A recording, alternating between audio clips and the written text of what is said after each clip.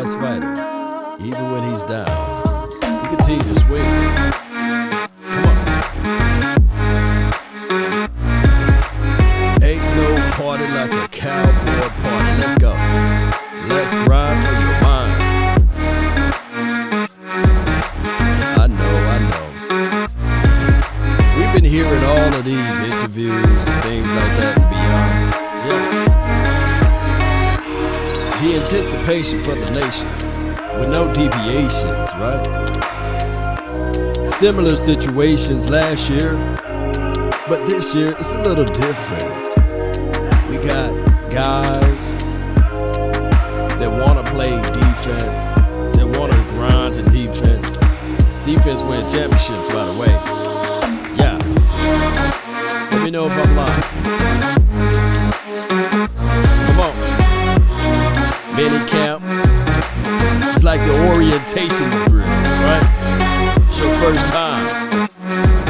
Oh, by the way, if you're part of the notification SWAT up. Let's continue to grind. Put this on your mind, Cowboy Nation. One day at a time, one night at a time. The movement is real. The vibes, real vibes, true vibes. Mario Perez, appreciate you. Jessica, Stanley, Natasha. I appreciate y'all putting that fire over there. Fire and desire. Yeah. Said mama. There go that man again, right? Ashaniqua, Pookie, and Ray Ray. Salute. Yeah. Come on. Yeah. Hey. Come on. Let's grind to shine. One way or another. The storyline for your mind, it gets better and better, right? Come on. Yeah. Ain't no party like a cowboy party. I see y'all over there. We almost finished. We setting this thing up. Shout out to the HBOs and the SGs.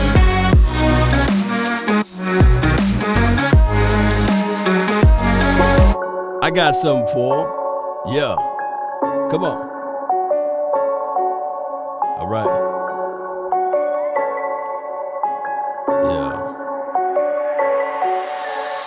Yeah. Come on. Ain't no party like a cowboy party. Ain't no party like a Law Nation party. Yeah. Yeah. Come on. Yeah. Shout out to Osa. Marbles Finish Nation. We setting this thing up. Get your 2 for 1s. We grinding. Oh, we grinding. Oh, yeah. We grinding. Oh, we grinding. Yeah. And remember,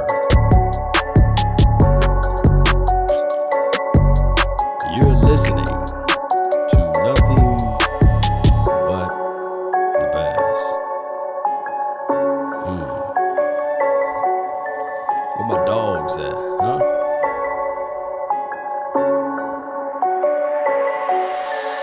Yeah.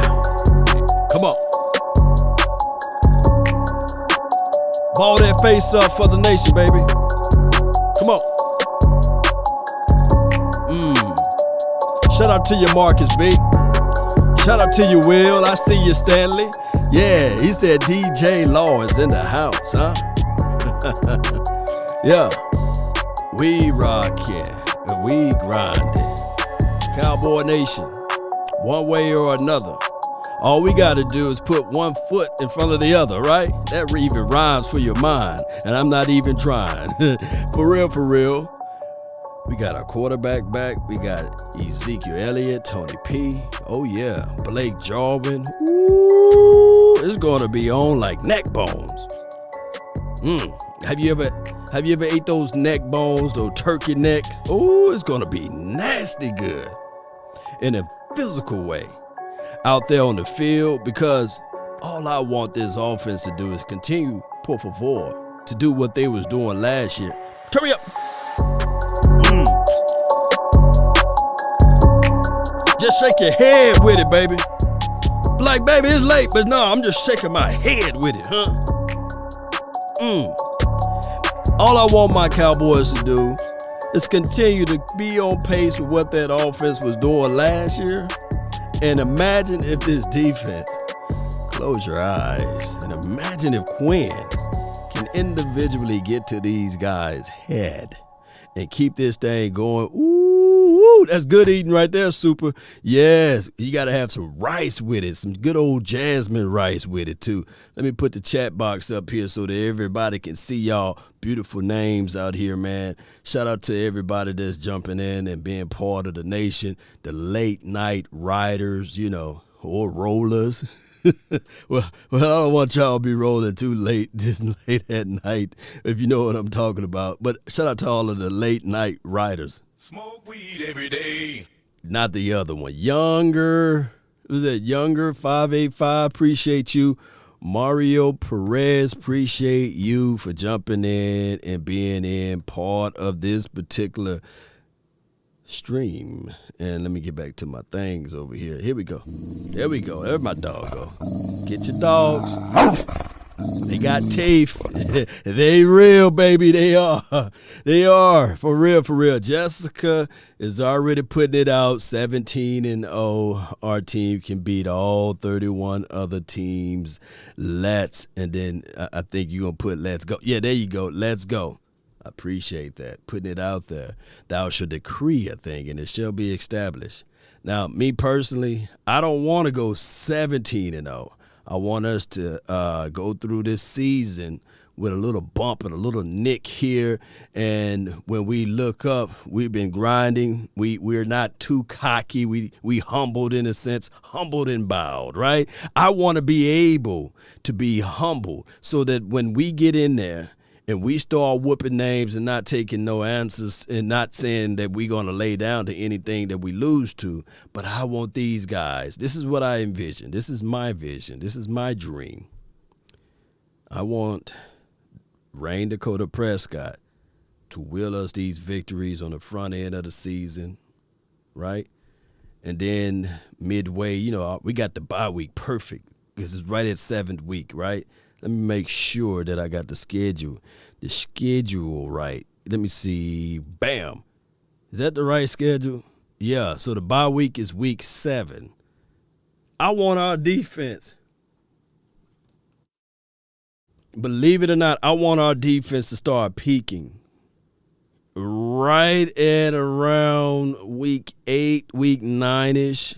And I want to ride that wave all the way through the following weeks there. I really, really do. It's cut off, I see. Right? Is it cut off? Yep. On your end, let me see if I can pull it up. Because we go through a gauntlet of games that's within the division on the latter end of it. After the Saints, I can't wait. I want to beat those New Orleans Saints down so bad. Y'all just don't know.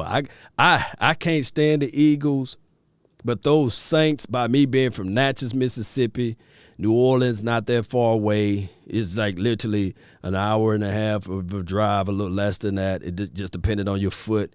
And what happened here growing up, because I'm in that area, they would play those freaking Saints game. And the Saints were terrible. And then all of a sudden, Saints got Drew Brees. But I was challenging all of those Saints fans. Hey, who was the quarterback before Drew Brees? They couldn't find him, right? They couldn't figure out the answer. I said, what's Deuce McAllister number? They couldn't figure it out. But I come here to tell you, I'm ready for the Saints. Who that? I'm going to be like, yeah. I can't wait to say, who that? That's what I'm waiting for. And by the way, that's my mom's favorite team. So, She loved the Saints, and I can't stand them. And then we played a Washington team. I can't stand them either. And then we got the Giants, the Washington team again. Then the Cardinals. I got a new love-hate for the Cardinals. And let me just remove the love all the way out. I just got a newfound hate for the Cardinals. I can't stand them for what they did last season. And then it's the Eagles again. So I believe in the hearts of hearts that if this defense, and just look at the team that we got to play first, the Buccaneers. That's what they did last season. The defense got hot toward the last part of the season. They took that momentum, ran into the playoff, and then the rest was history. Brady looked like a miracle worker, right? Tyrone Church says Aaron Brooks. He was a quarterback over there and these sorts of things. What number he wore? I'm just playing with you. I know you're not a Saints guy.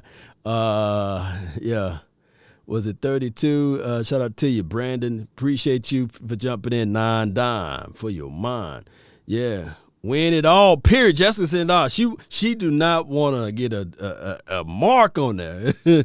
She want to enter without a spot or a blemish. Man, don't you know how crazy that would be for us to go through all of the entire year? How many games would that be? If we go undefeated. I know it's 17 games. Y'all include the playoff games. My math is backwards right now. What would that be for us to win 18, 19? Would it be 20? Would it be 20-0? Put it all the way out there. Don't put 17-0. Put it all out there. Put it all out there, Cowboy Nation. Yeah, it'll be 20. Yolanda, yeah. So don't put, if you're gonna put 17-0, I don't want to be 17-1. I don't want that. I don't want that. I want 20-0. Jessica, all right, so what's the preseason? How many preseasons have we got? So it's 20-0. All right, so I ain't going to count the preseason. So 20-0. 21-0, because I want to count the dress rehearsal game. I want to count that dress rehearsal game, right? Tyrone says Kevin Joseph getting 4 INTs. Yeah, that would be nice. And I'm getting some kickback on Kevin Joseph deal there, because I said that he was a 6'1" cornerback, and people are like, no, Law, he's 5'11". Well, tomato.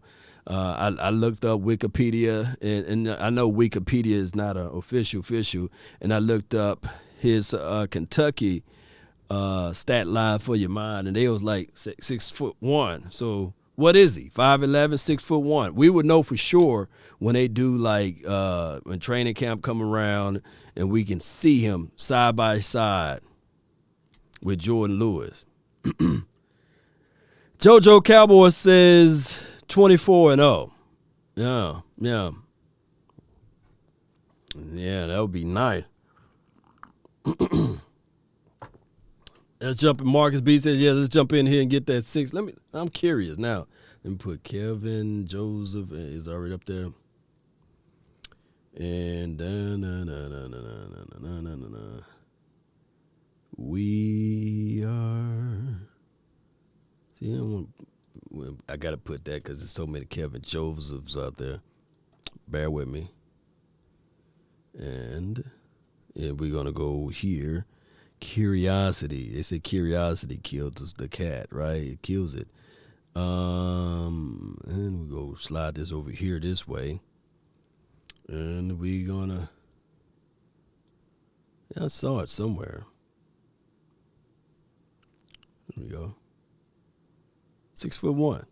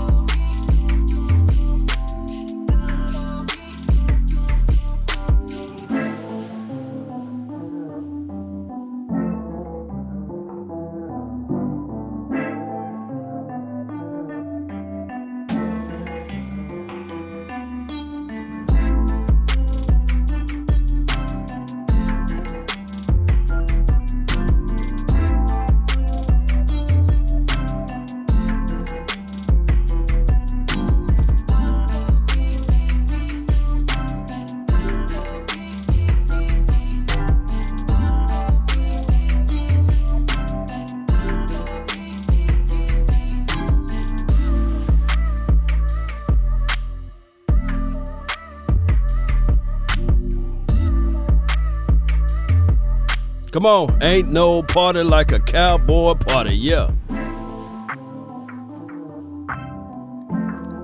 Here we go. Took me a minute to set that up, by the way. Appreciate you guys for being faithful and patient with me. So I got that up there, 6'1". Now this thing could be 1,000% wrong because it is Wikipedia, but they got all of the stats there, and I had people to hit me up and say, "Law, he's 5'11", he's 5'10", he's 6 foot, and he's not 6'1", and you know how people like to cheat and put players taller than what they are, regardless of his height, his size, his weight. The kid played phenomenal to me. I think that he got good hips, and there was somebody that pointed out the fact that Barry Church said he got sloppy feet, and I'm sitting there like, well, Barry Church, he played in the National Football League, so he knows more than us, though. But for what I can see, Barry Church is a guy that plays safety, and he didn't use his feet that much. I'm not saying that I got better feet than Barry Church, but I'm just saying that Barry Church didn't use his feet. He didn't use hip movements and things like that. Who I can say that Barry Church is a phenomenal player. I'm not finna line him up and lace him up and say, "Hey, come meet me at one of these tracks out here, Barry. Let's see who can run the fastest," and these sorts of things. I'm older than Barry Church, you know. I'm a senior, you know. He shouldn't try to take advantage of Law. But I can tell you that this kid still, he will have to go through some growing pains of learning the NFL level, the NFL competition. But I believe Boss Man Fat will be just that. He will pick it up, and he'll become better. Hold on for me, man. Hold on right quick. Dog it. Let me see. Yeah, dog it. Hold on.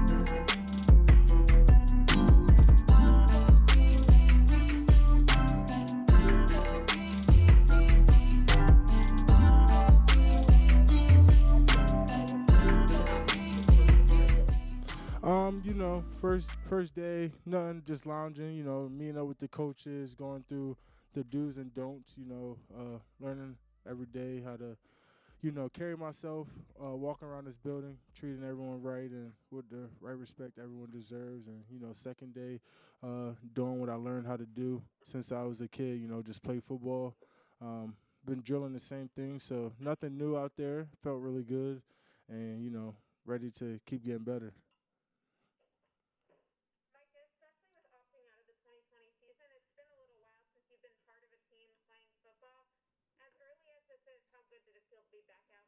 Oh, it felt extraordinary just to be out there and, being with some of the guys that I got drafted with. I think this is a special class, and, I think this class is really going to impact the team, and we're going to keep getting better. And I'm just super excited to be a part of this team. I think this team has a great chance to do great things. And once we click and the young guys get with the vets, we're going to be a really, really good football team. Last time I hit a sled, uh, Cotton Bowl practice. That's a long time ago.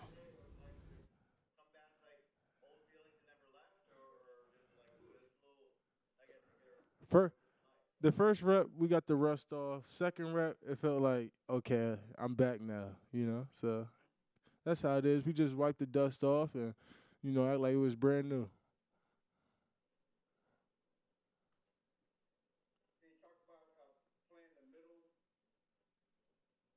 Oh, yeah. Playing Mike linebacker. Obviously, Will and Mike is just alike. I'm just coordinating and being, a dominant force. They won't put me there if they didn't have a need at Mike. And, Mike linebackers, you get the chance to force. You get to be a Rambo player. You get to match on running backs. Great chance to play in the box, and I think that's what I do best. If you watch what I did in college, I was able to go sideline to sideline. This way, it don't let me just be able to hit one side, lets me go both ways. Always be around the ball. So, they know that's what I do best, and I'm excited to start there. I think we're gonna drop. There's third down packages that I'm gonna be in, but first and second down, I'm gonna be in the box, and on third down, they're gonna find a ways to get me to the quarterback, which I'm excited about. I think DQ is a great coordinator, one of the best ones, and he always finds a way to get his best players on the field and in position to make plays, and I think I have full faith in him.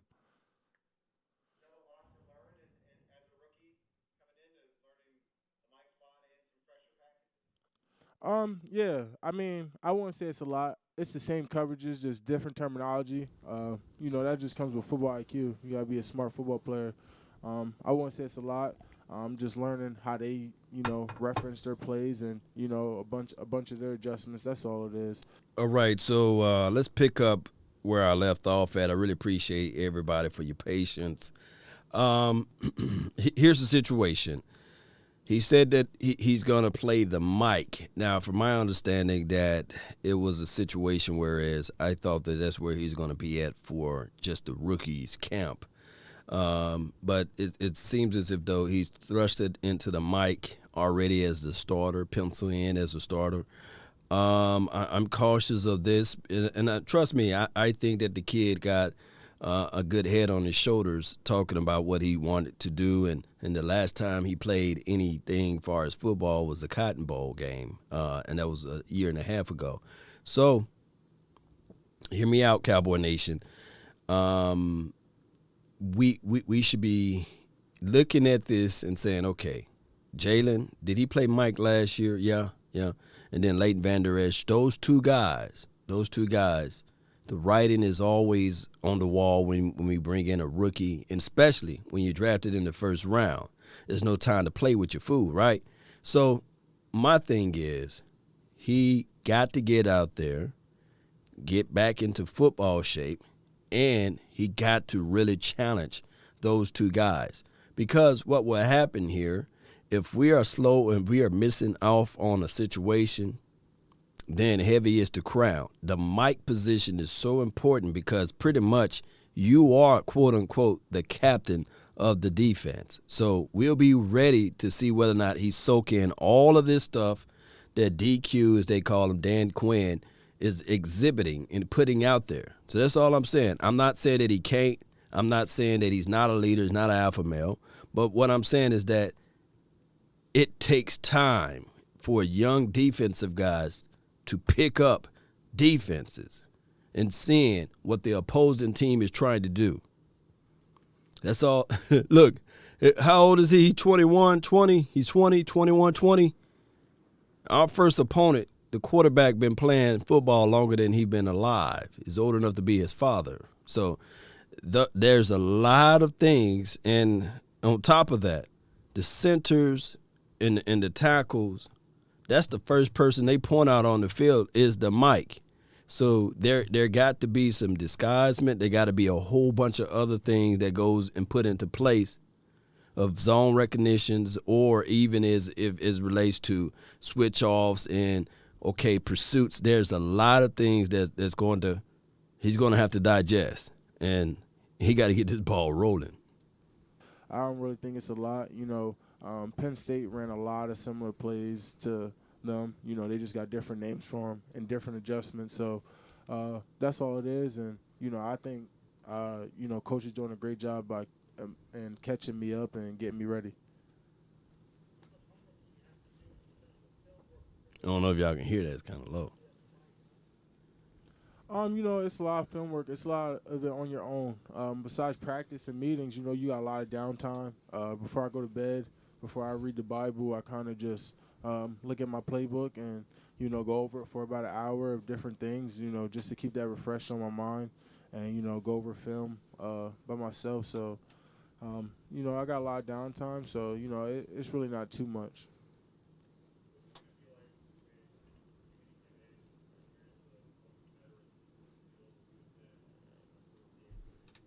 Honestly, it's really exciting for me. I get to learn from two great linebackers and the other vets that's in that room, and get to learn. I think that's one that separates a lot of people. I want to learn from Jalen and Van Der Esch. I see the impact they made on this team by watching them growing up and watching them while I was in college and high school. And this is a great opportunity for me to become a better football player by these guys. So I'm really excited to link up with these guys. They can learn things off of me, and I could learn a lot from them just by playbook, film work, or even just, fundamentals on the field just to make me just a little bit faster. You just never know. So I'm super excited about it. Have you had a chance to talk to Jalen and Leighton yet, or is that going to be when you start working out? I don't know if you guys can hear him, but they're asking him now, do you had a chance to talk to Leighton, Van Der Esch, and Jalen? And that's what they're saying now. Me and Jalen actually been in touch since last year. Appreciate you, Jay He Verse. reached out to me after the Cotton Bowl. Was like, yo, I love your game. I hope. And I said, it's crazy. Like, I still got the DMs. I told Jay, I said, tell them Cowboys to come get me next year. I'm trying to play next year. So it's kind of crazy how everything worked out. So me and Jalen actually been in contact for a little over a year now. And me and Leighton been in contact too. So, excited. I would just say, I stepped into it at Penn State as, that I had potential to carry it, and I think I carried it well. So now I got a chance to carry it here, and now I kind of want to start my own tradition. I think my whole life I've been following other people's footsteps. I had to live up to, the LeVar Arrington expectations, the Navarro Bowman expectations. Now I can live up to my own expectations, surpass theirs, and, create a level and a standard here. So that's what I'm excited about.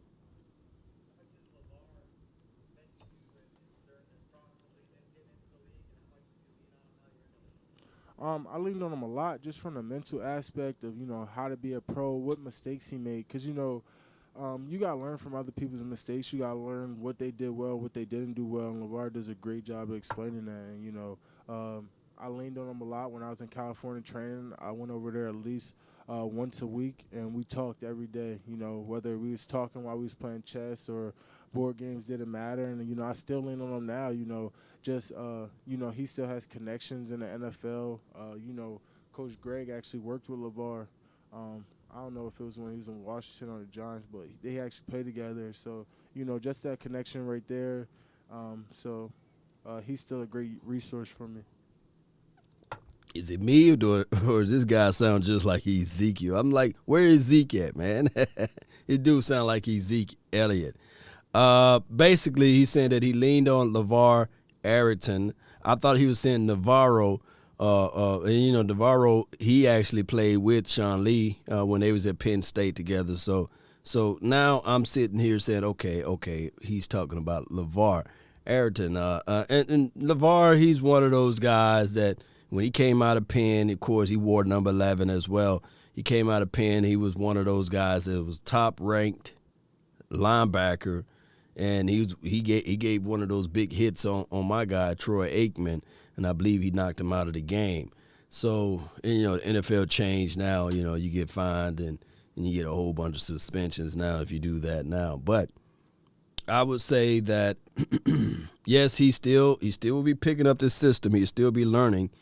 But that mic position, man, it's one of those cornerstone like key positions on anybody's NFL team, and hopefully by week 1 he will be there and be ready to pursue. Zach, I know it's been a little while since you competitively wrestled, but can you talk about how that influenced your understanding of leverage and how it translated to your football game? Yeah, wrestling. I still love wrestling to this day. Still support Penn State wrestling team. I think all football players who are young and want to go out there and wrestle should. It's a great opportunity to learn handwork. Honestly, I really learned how to become great with my hands just by wrestling. Constant hand battles with people, constantly knowing how to get people off balance, knowing weaknesses, just leverage how to bend well, use my hips really well. It really just helped me mold into a good football player, knowing how to knock people off their pivot. So I think wrestling is a great benefit. It's a great benefit to being a football player. What was the 2 weeks like after you were drafted? You came out here, and then you went back, and you had the birthday party for your son. Kind of, what was that like before? What all did you do before you came back out here for this mini camp? It was actually pretty crazy. I went back home, had my son's birthday party. On that Saturday, I found out I was getting to this key to the city of Harrisburg. Got recognized on Monday. By Thursday, I went out. I also got recognized by the state representative Patty Kim and recognized the Steel High for winning the state championship. Then led to me going up to State College, getting some things, and watching my friends and family graduate. And then flying out to LA to finish my braces, and then flying right into here. So it was a pretty hectic week. I didn't really get to relax or chill at all.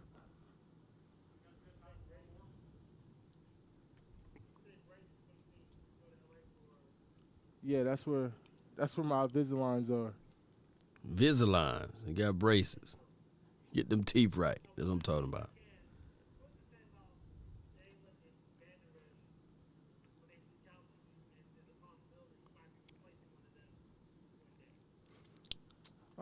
At the end. They asked him, "What do you feel about?" And the volume is so low, so it's hard for me to pick it up. If you guys can pick it up, let me know. But they asked him, "How do he feel about replacing Leighton Vander Esch or Jalen as it relates to that linebacker role? What is his feelings about that?" And let me see what he At the end of said. the day, it's all love, and it's all business. I don't think there's any love lost. I'm not trying to come in here and tell these guys what to do or anything like that. I'm just trying to earn my place. I would say that's a little reach. I got to still find my place on this team and become a factor to even think about things like that. So, I'm still working. I was only drafted. There's so much more I got to accomplish and prove before I worry about taking anybody's spot. These is guys that's been in the league and made their point already. So I'm just blessed to be able to learn after them and then hopefully make my way to become a type of player like them or better. You know what? That was a brilliant. That was a very mature response to whoever gave him that questioning there. That was very mature. Look, I'm just trying to learn. I'm just trying to figure out where I put it on where I fit at. As I put it, where I fit at on this team. I want you guys to go back to the day when LVE was drafted and just read your own comments. Read how you felt about everything. Read the fact that, hey, LVE, he was, look, I got great recall. People were saying he was the next Brian Urlacher, but better. I've seen people say he can do this, he can do that. And I go back to read what you guys said about Jalen Smith. And now when a new card come in, y'all take all what you said and you ball it up and you throw it out. You got to understand that linebacker position. Yeah, it's cool and all. It's a wonderful spot to be at. But you are only good as your front four. And I'm not saying that our front four throughout all of these years was just so trash, but our front four all through these years never had somebody that can gobble up to and push that thing back. B New, he says, let's go Jaguars. Appreciate you, man.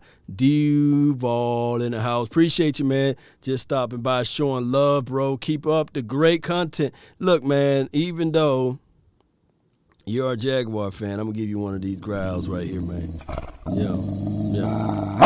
Yeah. Pretty good, man. Pretty good. So my thing is, what I want people to do, what I really, really want you guys to do is pump the brakes.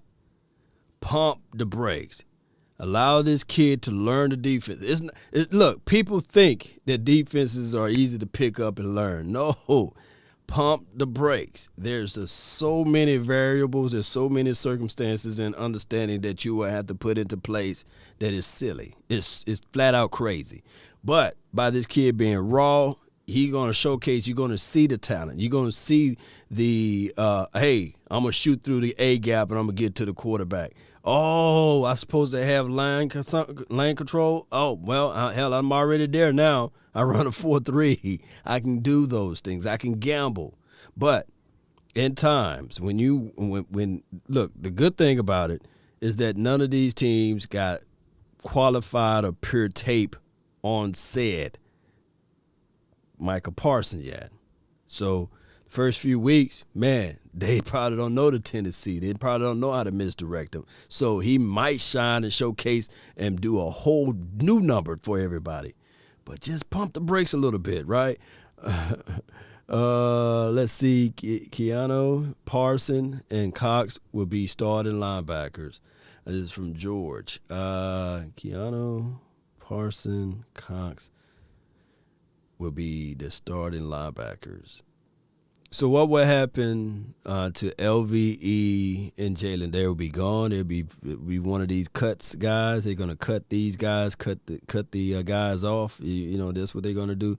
Kevin Joseph and Diggs pick his poisons. Yeah, I feel what you're saying. I will watch a video about comparing Cox to a safety. He covers like a safety. Any chances? This is short the banks. Right now, I'm curating a video of Boss Man Fat. And once I finish with him, I will do the Cox video. I'll break that down. I like to do a thorough, inductive breakdown and what he can and can't do and these sorts. So, and it will be the good, the bad, and the ugly. So give me some time, and I'll show you guys about Jabril Cox. And then, of course, I'm going to show you guys some of the techniques that Kevin Joseph bring to the table as well. Barry Church said Israel looks fluid. Yeah. I think Israel, I think that he got a long stride, but even though with his long length, he corals inside and he doesn't play like his size. So I got Israel on the charts to break down. My thing is, the reason why I don't want to get too in-depth with the actual college film, because right now when training camp comes around, it may be a whole new philosophy and scheme. So I might just only break down 3 or 4 plays, the good, the bad, and the ugly, and then we can get it on from there. Just like I did with the TJ Vasher tape, I could have just found all of his highlights and then broke those down, but I wanted to see, like, off the ball, what do he block? Do he know how to control himself within space? Can he grab the contested catch? Can he get off of a jam? A lot of times, taller receivers at 6'6" sometimes have problems getting off the release. And the same with Semi Fioku. I can't wait to show you guys like his release game, his top of the route actions. Can he block? Can he get off of a jam and things like that? So do they motion him? Do they keep him safety in those? Do they keep him safe in those fashions? There's a lot of things coming to play when you're talking about football. But let's listen to this kid right here. This is Boss Man Fat by the name of Kelvin Joseph. He said it's strictly business. I love that. And y'all bear with me. I didn't get a chance to listen to none of these videos in its full capacity. So I got virgin ears to it. So if you guys, I know you guys already heard majority of these clips already. I just wanted to listen to it for the first time with you all. And shout out to Miss Jackie. She sent me all of these videos, and I really appreciate it for her sending me these clips. And they are also located on the Dallas Cowboys website and Facebook page. The whole process is just a dream come true. It's a blessing. Stepping on campus. Y'all can hear that pretty good, or y'all want me to turn it up Facility, even meeting more? all the coaches, owners, just really, I'm ready to get to work. It just put you in that mindset like, okay, you here now. Now I got something else to prove to everybody else, all the fans and everybody who's watching the NFL. We ready to get to work and win this Super Bowl. Turn it up. Let me see if I can turn it up even more. So this is max value right here. Can you repeat that, please? Yeah, I can't even hear it. Let me repeat. Being on that practice field for the first time, it was great. Just meeting all my teammates, bonding, building a brotherhood, learning who they are and what they like to do, and then just with my coaches, just learning their coaching style, learning how they want me to move, little small feet work and attacking the ball, catching, just being able to work with them so they can get me ready for this first game that's approaching and get me through this whole camp. It's just a blessing because I'm just going to take everything that they give me, put it with what I already have, and it's just going to make me a whole better player.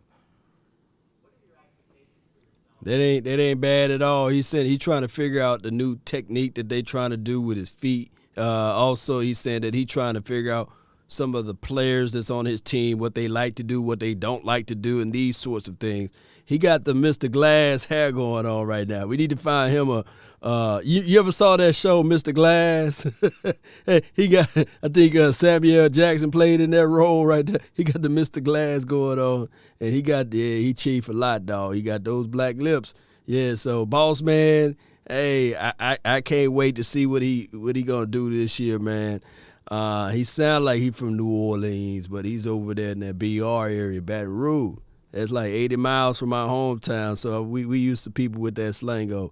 Yeah, Samuel Jackson, Mr. Glass. He got that Mr. Glass going on.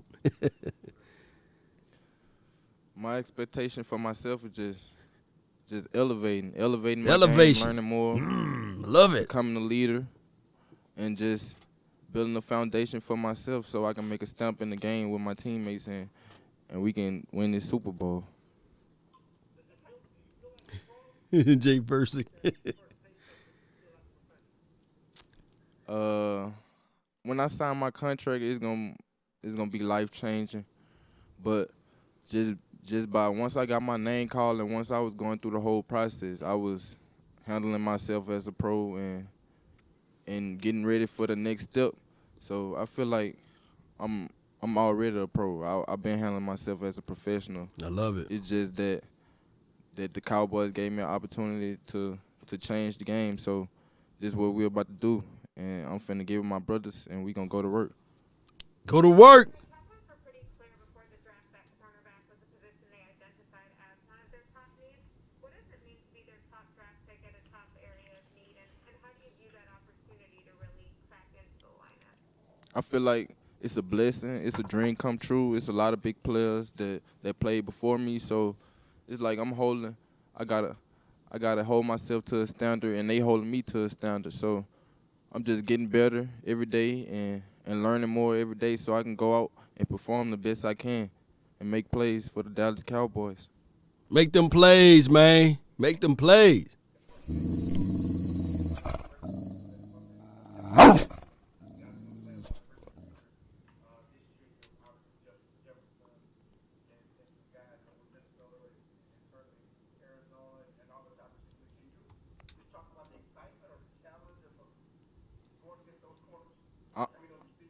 I'm excited and I'm ready to face the challenge. I feel like I put in all this work all my life just to get to this point, and I'm here surrounded by good coaches, and they gonna get me ready to take this task at hand and be successful with it. You know what? I'm gonna pause it right here. I want to know, like, real talk, like, how Jordan Lewis and Anthony Brown are feeling right now. How LVE and Jalen, are they looking at it like they called like this secret meeting and they said, man, you know what? We got some young fish out there, man, who never played in a down in the National Football League. And they got this thing, this little chip on their shoulders. They got something to prove. And where do you guys stand with it? Are you guys just going to lay down, be that doormat, or are we going to fight like holy hell to keep our jobs? It would not be strange to me if all of a sudden I'm seeing like Jordan Lewis playing his lights out and, Anthony Get Down Brown, who's been suspect for many of years now, play his lights out. I'm trying to keep it PG-13, by the way. And Jalen, no more swiping, for crying out loud. He just sit back and say, you know what? I'm going to have my mind together. I ain't talking about clear-eyed views. I'm just going to be out here in Oxnard. I'm just going to play my lights up. And then LVE, all of a sudden, he looking at it like, man, I got to get this bag, this paper. I'm trying to get this coins, and I'm just trying to play my lights out. You know what I'm saying? So these guys, sometimes motivation can happen like that. We've seen this happen before in other sports, man. 3 homies in a twin bed and 1 twin bed. Hold on. 3 homies in 1 twin bed, man. Appreciate you. You just subscribed. That's a cold-blooded name. Now, what kind of homies do you have, though? It better be the ladies' homies, huh? Have they given you any? What have they given you to work on? Are there some fundamental things, or are they? What tips do they? What do they want to see from you? I guess initially. Just all around, they want to see me make plays and lock down receivers. But as far as the coaches, they're getting me familiar to how they're coaching and the different techniques that they want me to do. Just because I'm making a step from college to the NFL and it's different coaches. So I'm getting familiar with how my coach want me to perform and the do's and don'ts. Do's and don'ts.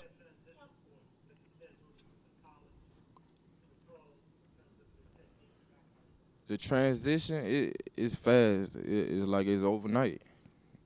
Like it can come fast, so you just got to be ready to work and you got to be willing to go the extra mile for yourself and your team and your family. So this is what I'm doing to change my family life, and I'm gonna do well at it. Is your rep career on hold after rookie, or will you continue to rep? I just know my difference between my hobbies and my profession. Like football is gonna get me paid and it's gonna change my family life.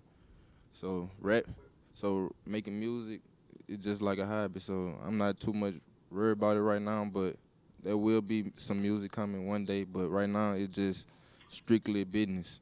I like that answer there because a lot of times, when you're gifted, sometimes you don't need to study all night. You can just pull up a beat and just rap on it, and that could be his gift. That's something that he was saying, that he don't mix his hobby up with his profession. And I like that, especially coming out of his mouth. Now, we've seen athletes before thinking that they can rap. Now this dude got some skills. So the same as Cole Beasley, he rapped, okay, it didn't really slow him down. And Shaq, y'all remember Shaq, he tried to rap. And the late, great Kobe Bean Bryant, he came out with a rap album. Y'all remember that? So there have been storylines of guys that put bars out there and still able to put product on the field, basically. Now, I'm not saying that Shaq had a wonderful career in rapping, nor Kobe, and may he rest in peace. And I'm not saying that. I think Allen Iverson got some bars over there. Who's the guy that played for? I believe I played for the Blazers. That boy got some bars, man. Yeah, what's his name, man? His name is the tip of my tongue. He got some real bars. Like, he can really rap. Y'all put his name in the chat box, man. And I think that, hell, as soon as he retired from basketball, he can be a rapper. Damian Lillard. Yeah, he got some bars. He got true bars right there. How did you and Quentin Bohanna feed off of one another last season at Kentucky, and what excites you about being teammates just making once I transferred from LSU to Kentucky, me and Quentin, like we clicked. I told him my goals and my dream that I wanted to play in the NFL. I wanted to do 1 year, and basically he knew what we had to do. He already had the Kentucky blueprint, and he just accepted me in and showed me the ropes, like around school, just becoming a better leader. And then as a teammate, he always motivated me. We motivated each other. Like if somebody get down, he gonna make sure he just gonna come up to me. Come on, let's get it done. Keep playing full speed. Go catch an interception. I tell him go get a sack. And we just feed off each other. He go get a sack or he put pressure on the quarterback. They gonna throw it up, and I'm gonna catch the pick. Hey, I didn't know Shaq went platinum, man. Well, what song he went platinum on, man? Because, that Phil is my father because my biological didn't bother. I like that one, though, man. Which one? And I know Dame Dollar, he got a versus against Shaq? Don't he got something against Shaq?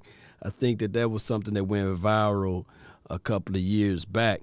And J. Cole sampled Dame on his new album. When J. Cole album come out? When his new one come out? Let's see. Okay, wait until we play Tom Brady and them damn Bucks. He better average his running shoes. He better have his running shoes on because Kevin Joseph and Diggs, they all play wild receivers with no help. Dwight Davis. Put that in there again, man. I can't even. But I feel what you're saying, though. Basically, let me translate it. They better have their running shoes on, basically, because Kevin Joseph and Diggs, the old players wide, and the old play wide, with no. I don't know, man. Just dropped Friday, Law, Iceberg Q. Okay, I'm gonna listen to it, not here, because they'd shut the whole thing down. I'm gonna listen to it, though. Let's go. Tell me, you talked about the challenges of receivers that you're going to face during the course of the season. You're going to see some good ones in practice. In CD, Amari Cooper, and Michael Gallup. How do you think that's going to help you getting ready for week 1 and throughout the regular season? I feel like I'm about to practice against some of the best receivers in the Oh, NFL. yeah. So I'm gonna be ready, and they gonna make sure I'm ready.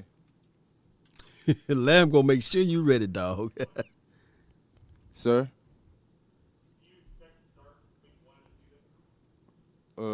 and 2? That would be a blessing, but right now I'm just working to get familiar with everything and master everything before I just step out on the field. How much did you talk to Savon Diggs, if at all? Me and Trayvon, we haven't connected yet, but soon once he get back in town, we gonna get right to it, get to work, breaking down film and just connecting with each other and building our bond. Even though I know that he just on the off season right now, getting ready for that next step too.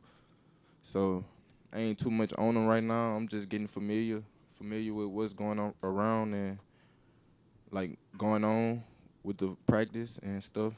And I'm just learning from the coaches at this point. And then once Trayvon get in town, I should be familiar with everything and we could just pick up moving on his speed. Last year's rookies didn't have one of these type of mini camps. And I know you're not doing a whole heck of a lot of stuff out there, but you're able to learn. But how much do you think that's going to help you guys to have a normal offseason? I feel like it's a blessing just to have this mini camp this year because a lot of rookies last year, they didn't have this position. They were just like on iPads learning from virtual. So now that we have this position to go out with the coaches and get this quick head start, I feel like it's a blessing and I'm going to take advantage of it. One more, guys. You said one more. Thank you, sir. Thank you. That is all they asked him there. So basically, him and Diggs, they haven't worked out yet, but I'm quite sure when Diggs come back, I think what Diggs stay at? Maryland somewhere? He's on the East Coast. Come on back home, Diggs. Go and work out with this rookie. And they're going to go into some film sessions, some film rooms, and they're going to pick up all what they can. Real talk, who we all forgot? We forgot about Reggie Robinson. Do y'all feel like Reggie Robinson got a chance in this? Do y'all feel that if Reggie Robinson going to get something going in the right direction? Shout out to you, Miss Jessica. Appreciate you. Yeah. Got the merch on deck. Appreciate you. Stelios live like 95 with the 20. Let me get one of these right here, man. This is Sparta!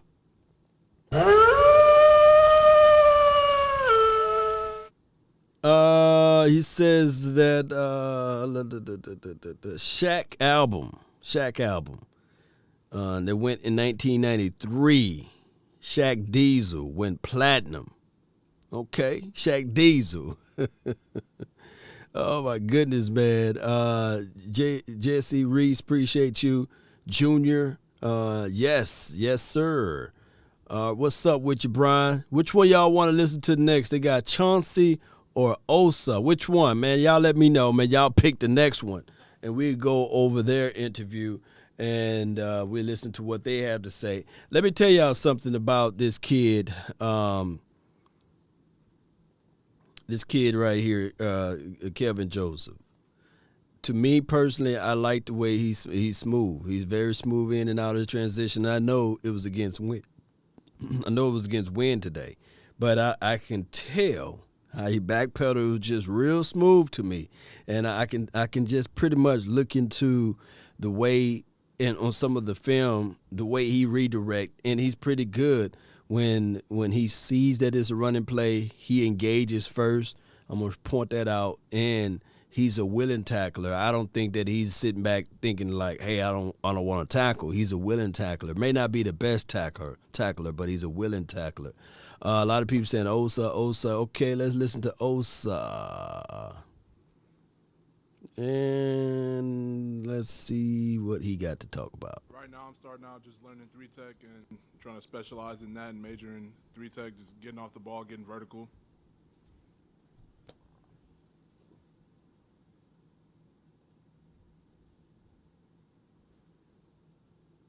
Let me play this again. I think I heard it wrong. Right now I'm starting out just learning 3-tech and trying to specialize in that and major in 3-tech, just getting off the ball, getting vertical. He trying to learn 3-tech, getting off the ball and getting vertical. All right, so we got Nava Gallimore, we got Tristan Hill. Who else we got? I know Rondell Carter. I think he's somewhere still on his team. I don't look at him as a 3-tech or what have you, but we got a lot of people in that room that's trying to play some of that 3-tech action. Now, when you look at his film, I'm talking about Osa. He got a quick burst, strong hands, and look, man, the dude's hands are like gripplers, and he can get upfield really quickly. And I seen him earlier today being able to still reach around and wrap around and still break free. So shout out to you, Jay Versick. What about C.J. Goodwin helping out with the rookies? I think C.J. is a pretty good guy. You know, he's very, very, very cerebral, especially at special teams. And believe it or not, he got quick feet, real quick feet. And I think that him helping out the rookies, man, it's just installments go a long way. Let's see what else he has to say with his interview, though. What about Aku? Is he still on his team? I know who you're talking about, Anku. I know you're talking about the guy that we got from the Texans. I know he's still on his team, but we'll find out. I was, you mean in school or football? So I majored in sociology in school, and I was kind of a jack of all trades in terms of football, played everywhere on the defensive line. There you go. Have they told you once you learn about the 3 techniques that they want you to learn? Because versatility has been one of your big attributes, obviously, at UCLA. Do they want to do that, but they just want to get you started at one spot and go from there? We haven't really had that conversation yet. Just Still learning too 3-tech new for the time being. What techniques were you most comfortable at college? I was most comfortable playing the 3-tech in college.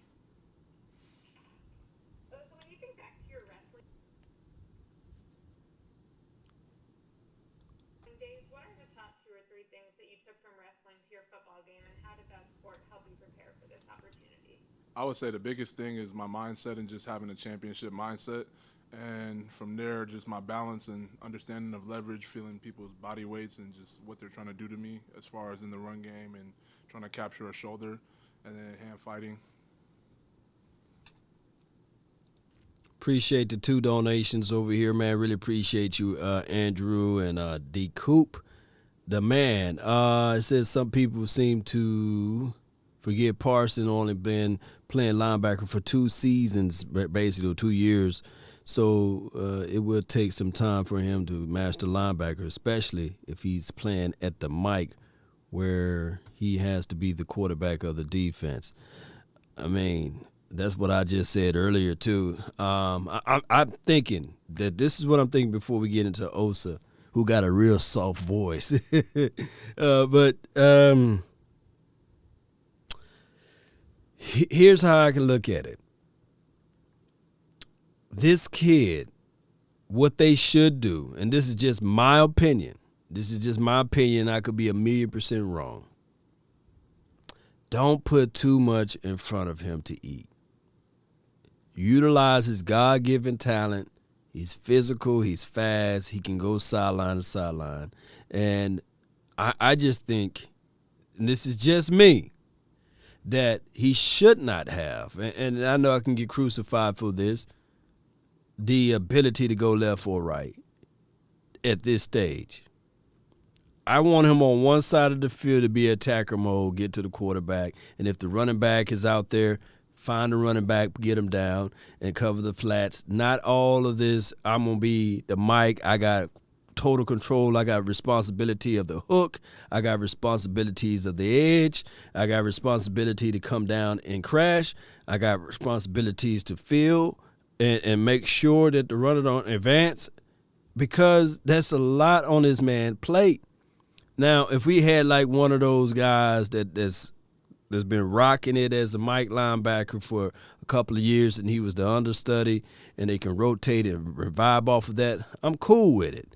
But, man, the best thing that can, look, just to me, and do not crucify me, Cowboy Nation, I'm just speaking freely. And it's still, right now, it is May the 15th. A lot of things can change between now and of course, September. A lot of things can change. My opinion, I have the right to change my opinion.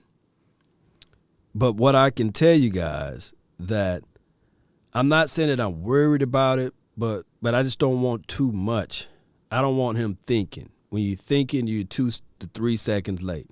Now, what I want this team to do is like what I said in the opening. It's going to have to be this way. I want our offense, I want Dak Prescott to be able to will this team into the victories. And if he can withhold, the battleship that's coming, if he can slow that thing down, slow it down, come off with some victories, and then around, I would say, a little bit after the bye, when all of this stuff, let me pull it up again, a little bit after the bye, when all of the defense get together and when the weather start getting a little colder, maybe, just maybe, we are able to see this defense get hot and everything slow down for Kelvin Joseph, everything slow down for Cox, everything slow down for Michael Parson, because everything is going to be so fast for them. They are all rookies. They all wet behind the ears. Everything, and they're going to have to build continuity and rapport. They are. It takes time, man. It takes time. It's like right now, look, that's like right now, if I'm playing charade with my brother, man, we grew up together, man. It's going to be hard for somebody to beat us, because I can just start. You know how you can't say something in charade? I think that's the name of the game. And you got to explain stuff without saying it. Dog, we going to win. It's like when we play spade. Yeah, when we play spade together, man, there's certain things that we can just pick up like this, dog. I can be like, man, I'm OJing now, man. He already know. He already know what I'm saying. I'm OJing, man. I'm cutting. Hey, man, I'm cutting, man. You know, we got codes upon codes. This is illegal for us to play together. Dog, you got the OJ? Yeah, dog. Yeah. And then we can say, man, coffee table. We talking in codes, man. Because we know each other. We played many and many of games with each other.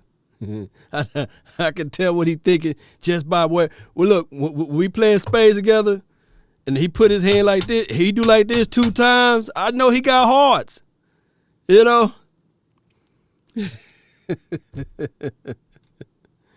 Yeah. Let me know if you guys got that type of rapport with some of y'all brethrens and people that y'all grew up with. Yeah, you just start naming some stuff, man.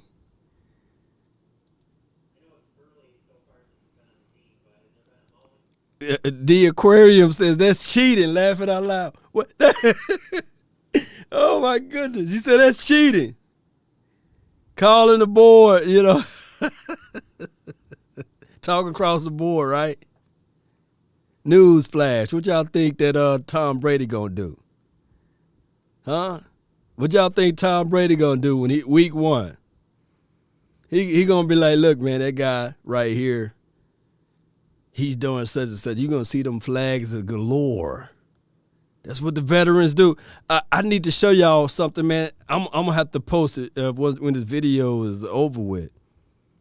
But when Jordan was playing, he would say, hey, man, that dude fouled me. That dude actually fouled me. And they gave him the call just off of the fact that he said, hey, that dude fouled me, man. And the ref said, man, I didn't see it, but since you said it, I'm going to take your word for it. I'm gonna have to find that video clip. Michael Jordan said, hey, that dude fouled me, man. Sometimes you get those privileges, man, when you've been playing for a minute. Malik, appreciate you, man. Dak is back, man. Shoot.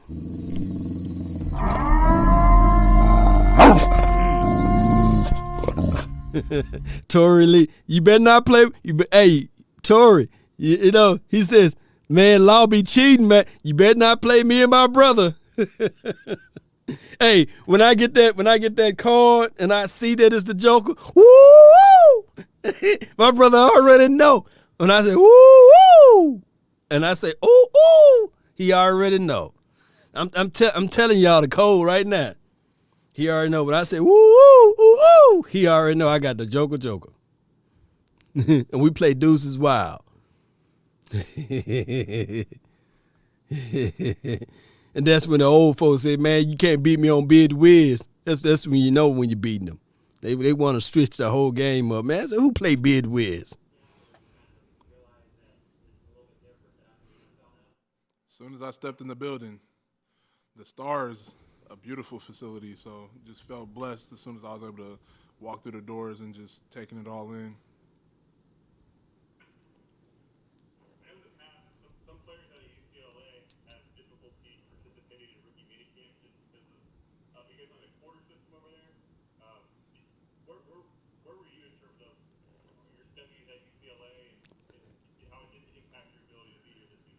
I graduated last June of 2020, so I'm done with school.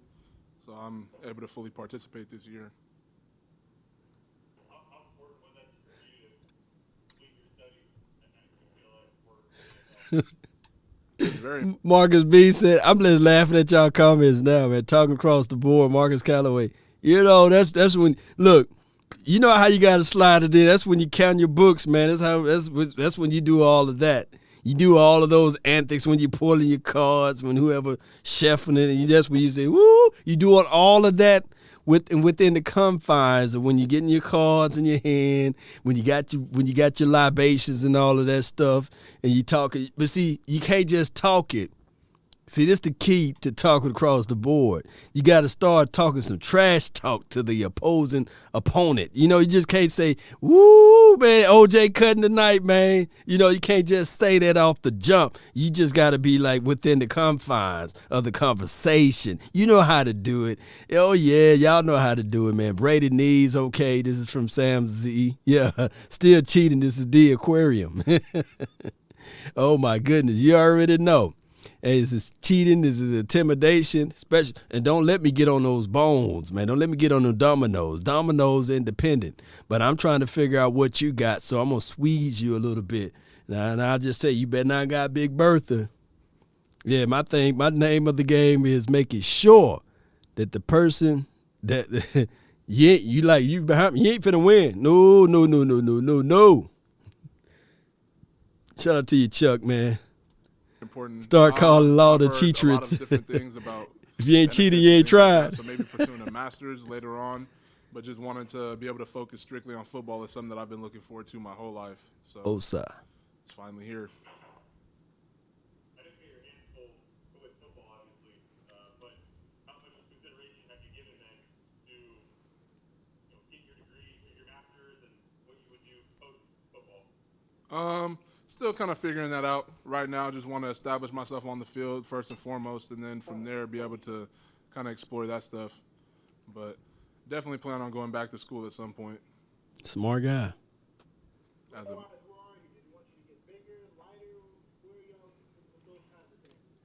they told me to stay where I'm at for now, and we'll just kind of assess that as the days go on through rookie minicamp and OTAs.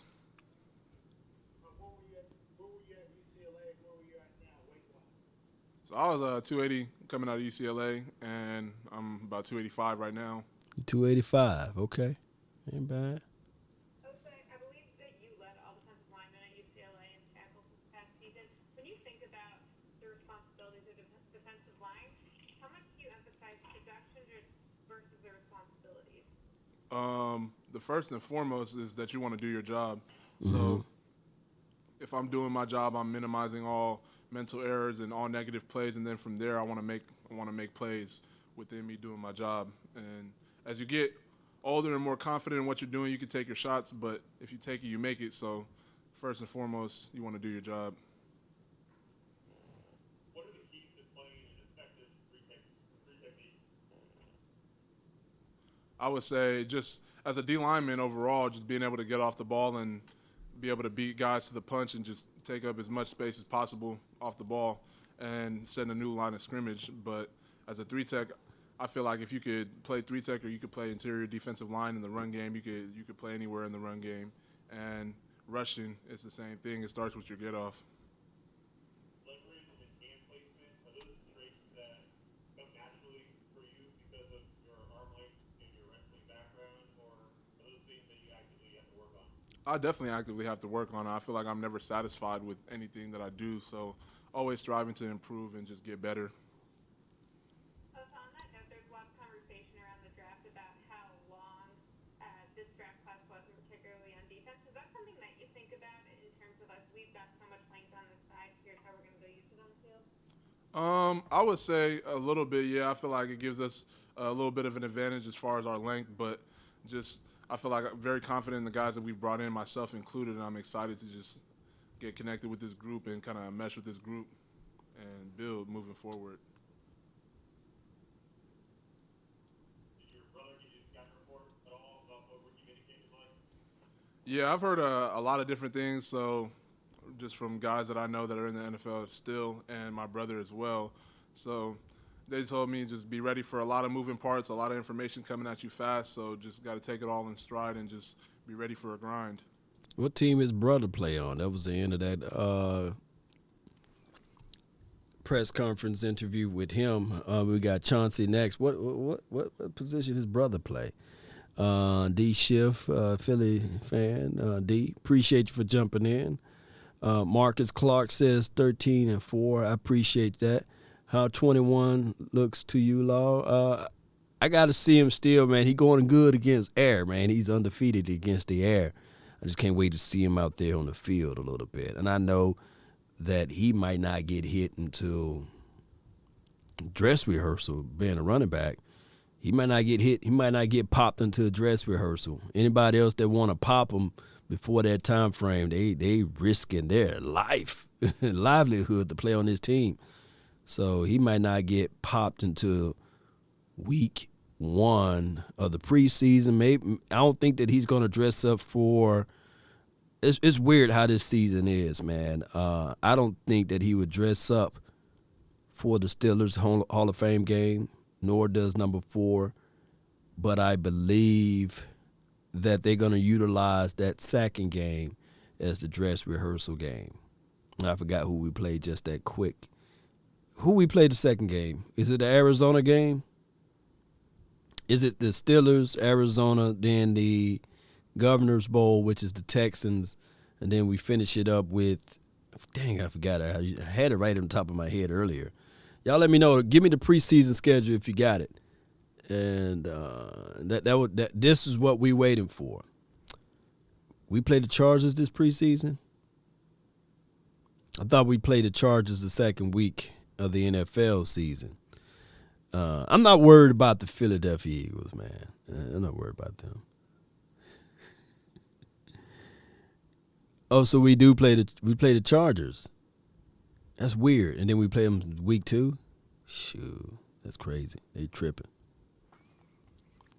Preseason tripping. You know, we play both of them because we got 4 games this preseason. The Jags. Okay, so we play the Jags. So we got the Steelers, Cardinals, and then we have the Texans. Normally, the third preseason game is the dress rehearsal game. But by it being that it is the way that they remove one of the games, and by we having an extra game, us and the Steelers, they might use that second game as a dress rehearsal game. But it is what it is at this point, man. I really appreciate you guys for jumping in. Let's jump over here to Chauncey. I like that Cowboys. I'm going to find that Cowboys hoodie, man. I got to find that one. And right now, that's all we've gotten to so far. But overall, I'm just trying to get better at the all-around learning the defense and being a better first step and stuff in that area. Are you only working at left defensive end or bouncing around between the two? I'm like, you want to be a Swiss Army knife, so you want to be able to play wherever there's an opportunity. So both sides. Are you comfortable on either side, or do you at this point it doesn't matter? Oh no, I'm comfortable on either side. That's good. Left or right. Is there any challenges between either side, or You got the that's the Usher Raymond haircut, ain't it? You know, you got an Usher Raymond haircut. The Hall of Fame is the 4th game. This is from Thomas Garrett. I thought that the Hall of Fame game would be the very first game. The very first game, the Dallas Cowboys versus the Steelers. That's game 1. And then the Governor's Bowl out here, you know, I think it's in Texas this year, or in Dallas this year. It's Dallas Cowboys versus the Texans. I could be wrong, man. You know, you guys know more than I do on this one. We smashing those Buccaneers. I feel you. That's overthinking it. At the end of the day, it's just football. As long as you're preparing the right way and you're not like, if I was to just train on the left side, then playing the right side would be hard. But I'm trying to be as versatile as possible, so I train on both sides. Okay.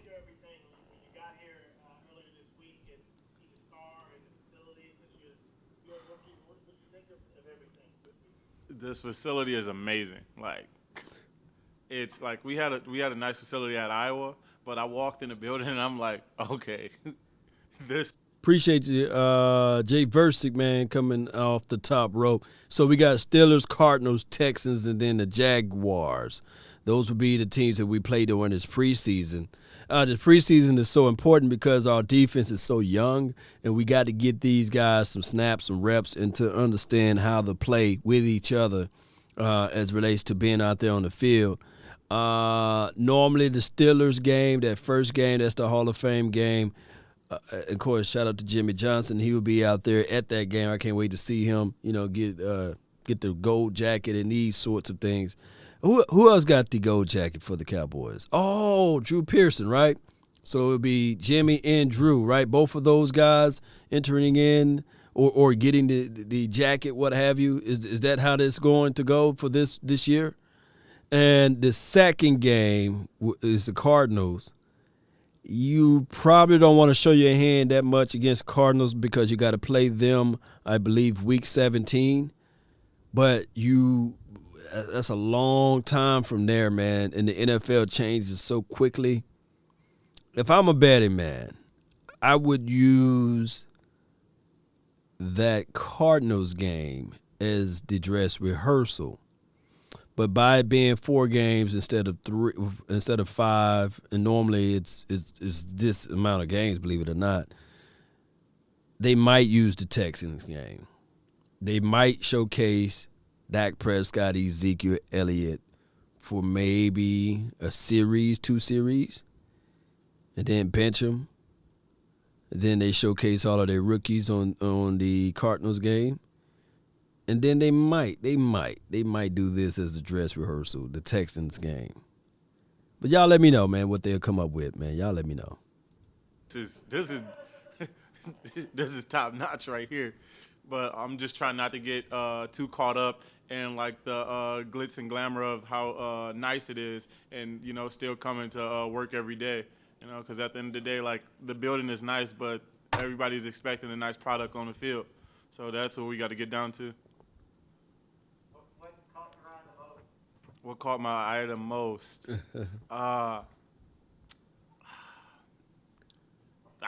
There's not one thing, honestly.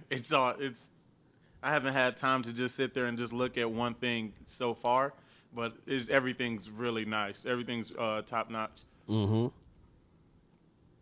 Thompson, you talk about how people are expecting everything to be nice on the field. What is the key to staying focused, that grind, even when there is such a spotlight on the Cowboys?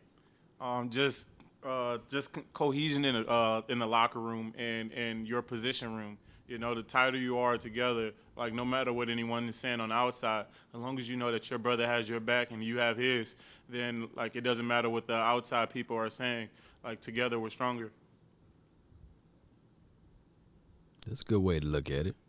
What was it like for you after you got drafted, the 2 weeks leading up to this? What did you do to get ready for this? Did you just what that period was like, knowing you're going to be here this week? Oh, like my whole plan was to go to the league. I just didn't know where I was going to end up. So like not too much actually changed. The grind didn't stop. Like I was working that whole time leading up to the draft, and I just kept that nose to the grindstone mentality up until I got here. So.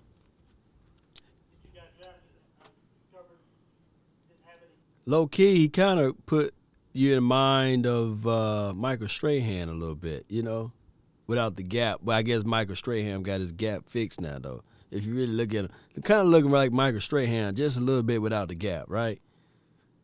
He got the little smirk face, like he's smiling with the fresh cut. And I just kept that nose to the grindstone mentality up until I got here. So. You got drafted. I discovered didn't have any cousins, and now new cousins now. New cousins? Nah. There's always people that reach out, and there's like congratulations and stuff, but not for the most part. Not that I know of. I keep my circle small, so like that's if good. You weren't in that circle before, then no new friends. No new friends. Yeah.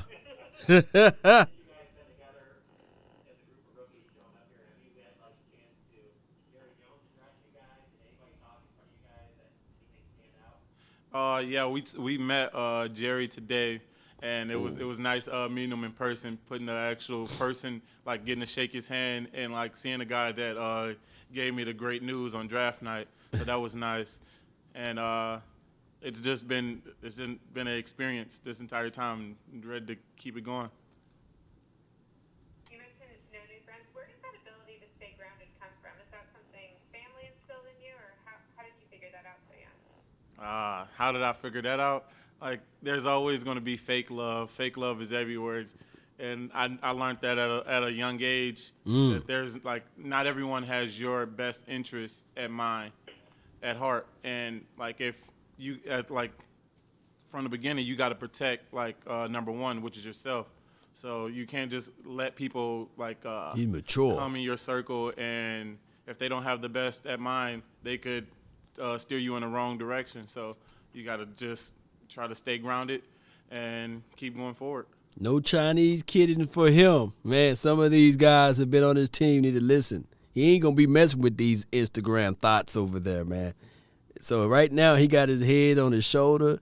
He ain't got, man, look, Dallas is crazy, man. The ladies out here are very aggressive.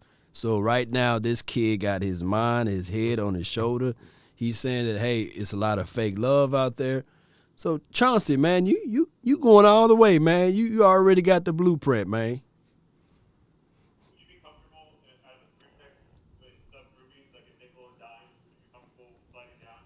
Oh yeah, that's how I got on the field my first time at Iowa. You know, I've always been trying to get on the field no matter where we're at, you know. So if I'm inside, like, I'm just trying to make a play. At the end of the day, it's football. Oh yeah, man. This kid got a good head on his shoulder, man. He know not to mess with those thoughts. He know not to mess with those people, man, that come out of the woodworks, man, saying, hey, man, I got this business plan, man. Since you got a little corn, look, I'm thinking about selling air out of a can. All I need is an advancement, you know. So I think that he got his mind together, man. He ain't going to be on there throwing his money away. I like that. And he said keep his circle small. My thing is, speaking of that, he got to go up against Dorrance Armstrong, Bradley Anai, Rondell Carter. He also got to compete against Randy Gregory, D-Law. That's how many people? That's 5 people, right? Let me say this again.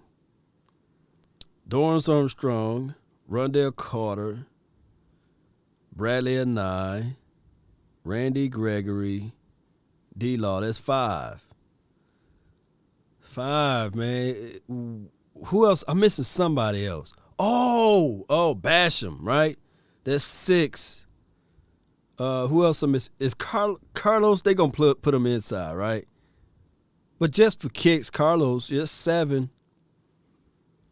Who he gonna beat out, man? That's 7 people, man. Basham, Dorrance. I think Dorrance Armstrong, man, might be that guy. But Jerry really loved Dorrance Armstrong, right? He said, man, he's having a wonderful game. He's having a hell of a game. Bradley Anai, y'all think he's really going to beat out Bradley Anai? Who is 59? Wilson, someone please tell me. I'm dumbfounded. I thought that Chauncey, he selected number 59. That's his number, right? Carlos ain't making the team. This is from Joshua Skinner, the winner. He said he's not making his team, Law. Iron sharpen iron. Mark, you right. You're right. So there's no political game with this, right? You got me curious now. Let me see if I could type in Dallas.com. Let's go to, I got to blow this up. Let's go to, is it going to be on the team? Yep, it's going to be on the team. Let's see if we can figure this out. Who is number 59? Oh, by the way, a lot of people were asking, like, what number will Cedric Wilson wear out there on the field, and y'all know that, you know, he was proud. He was proud that when this guy right here said, "Hey man, I want that number 11," because now it gave him the possibility to wear number 1. So according to DallasCowboys.com, Cedric is wearing number 1, by the way. And that's his favorite number. So it worked out good for him. That's the only reason why he wore 11, because he couldn't wear number 1. So they gave him the opportunity to wear number 1. I don't know who's Anthony Land. He's 6'3", 230 pounds. He's wearing a number 0. I don't know if you can wear 0, but that's his number. Greg Zuerlein, he's number 2. Gilbert is number 3. Dak Prescott, by the way, is number 4. This punter right here, he's angry. He's wearing number 5. DiNucci, He's still on his team. He wearing number 7.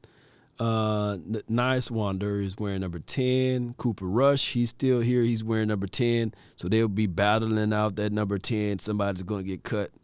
Gallup, of course, is 13. Parson, if you guys can squint your eyes and see, he's number 11. TJ Vasher is number 15. Stephen Gaudry, he's number 16. Malik Turner, who's a punt return specialist, 17. Aaron Parker, he's still here. He's 18. Cooper, 19. Of course, Tony P is 20. Ezekiel Elliott, oh, wow, he wears 21. Darian Thompson, I don't know if he's still here, but he's here. He's 23. Kevin Joseph, he's 24. Stephen Parker is Xavier Woods' old number, so that's 25. Y'all can see that. Let me know. Put it in the chat. Trayvon Diggs is number 27. Richard Sherman is 20. I'm playing with y'all. Rashard Robinson is 28. CJ is Goodwin is 29.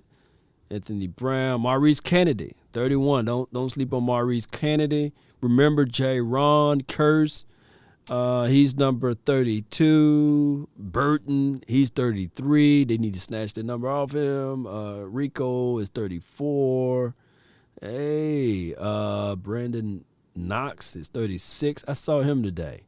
Okay, so he's 36. He's 5'11", and these sorts of things. Israel is 38. Tyler Cole is 39. Y'all say look out for him. Hey, this kid, not bad. Nashawn Wright is 40. That's a tall 40, man. 6'4", 40. Reggie Robinson is 41. Neal is 42, of course. Hardy is 43. Kamara. We got a Kamara on his team. He's 43. 6'4", 235 pounds. We got, let me see what we got here. Y'all like those numbers there, man? You got me with Richard Sherman. I know I got somebody. All right, let me see. Let me get back over here. Anthony Haynes, 51. Okay. Who is this Artavius Land, a tight end, 49 for your mind? Jabril Cox is 48. Nick Eubanks is 47. Ralston is 46. Sewu is 45. Who I missed out? Francis Bernard is 53. Did he change his number from 44 to 53? Yeah. Jalen is 54. Vander Esch is 55, 56. Luke Gifford is 57. Is that Austin? You look out for him. He's a defensive tackle. Polynesian defensive tackle. Chauncey Golston is 59. Alex, or is it Isaac? This guy is 6'7", 320 pounds. Raw athlete. They still got him on the roster, y'all. So it's still a possibility and a chance for Isaac to make this team. Let's see. Braylon Jones at 62. These are all your big boys. Who else name? Okay. Osa is 75. Okay. Tristan Hill is 72. Terrence Steele. Y'all like that number? 78. Ty Niseki is 79. Brandon Smith, 80. Oh, Simi is 81. Okay. And Brennan Eagles is 83. McKinnon is 84. Look, that 84 number that looks so nice on the tight end to me. You know, that's just a cold-blooded number to me. 85 is Noah. Sprinkles is 87. Lamb, of course, is 88. Jarwin is 91. Dorrance Armstrong. Terrell Basham is 93. That's a good number. I like 93. 94 is a good number, too. Brad Irvin, 6'7", 295. I thought he was 310, but he's 295. He is 95. Let's see. Gallimore is 96. Rondell Carter is 97. For some reason, I thought Bohanna was 98, 95. So Bohanna, big boy, is 98. And then Justin Hamilton is 99. He just snatched up good old Antoine Wood's number. I was wondering who's going to wear number 99. Shout out to Justin Hamilton, man. He's from my hometown, Natchez, Mississippi. I'm rooting for this kid. He's 315, but he's more like 330. So he's 6'2", 315. Look at Bohanna. They got him on here as 360. They got that brother as 360, 6'4". Let me see what Boss Man. They probably got him at 5'11" because so many people got. What Boss Man? What Boss Man fat at? He's number 24. Where he at? See, they got him at 6'1" over here. 6'1". Kelvin Josephs, cornerback, 6'1", 192. Yeah. Why Brent Urban is listed as a defensive end? I thought he was a defensive tackle. In a 3-4 where we look now we can play the game. It's semantics, right? In 3-4 where would he be listed at? 4-3 where he be listed at? It's like one of those things. Cowboy Nation. Awuzie is not playing for the Dallas Cowboys. They let him go. We've been living under a rock. Let me see. I didn't think I said Awuzie name. Awuzie gone, right? It's another guy named Kamara. What is this guy? I think my guy Okoye did a film session on him last season. Is he any good? Because I definitely didn't look him up. Y'all look him up, man, for me. Let me copy this right here. Bam, bam, bam. It is 12. It's getting late where I'm at. Yeah.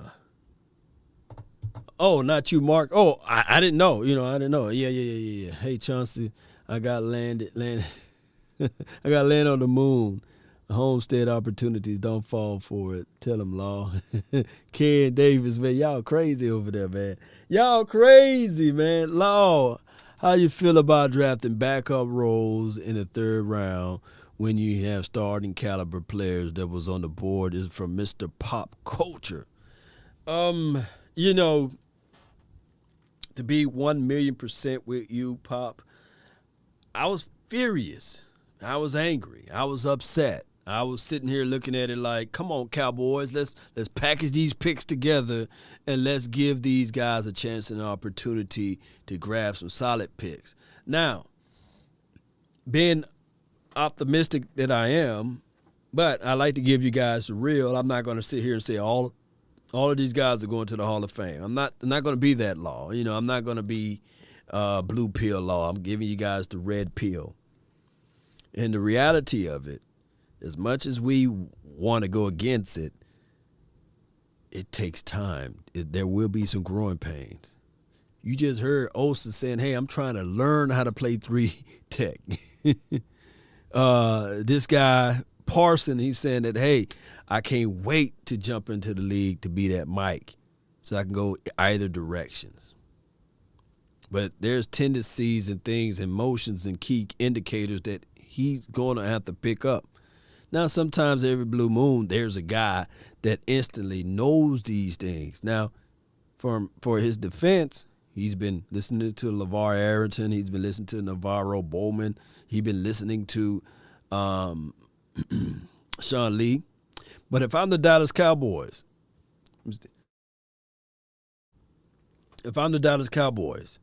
there's no salary cap as it relates to coaching. Let me repeat, there's no salary cap as it relates to coaching.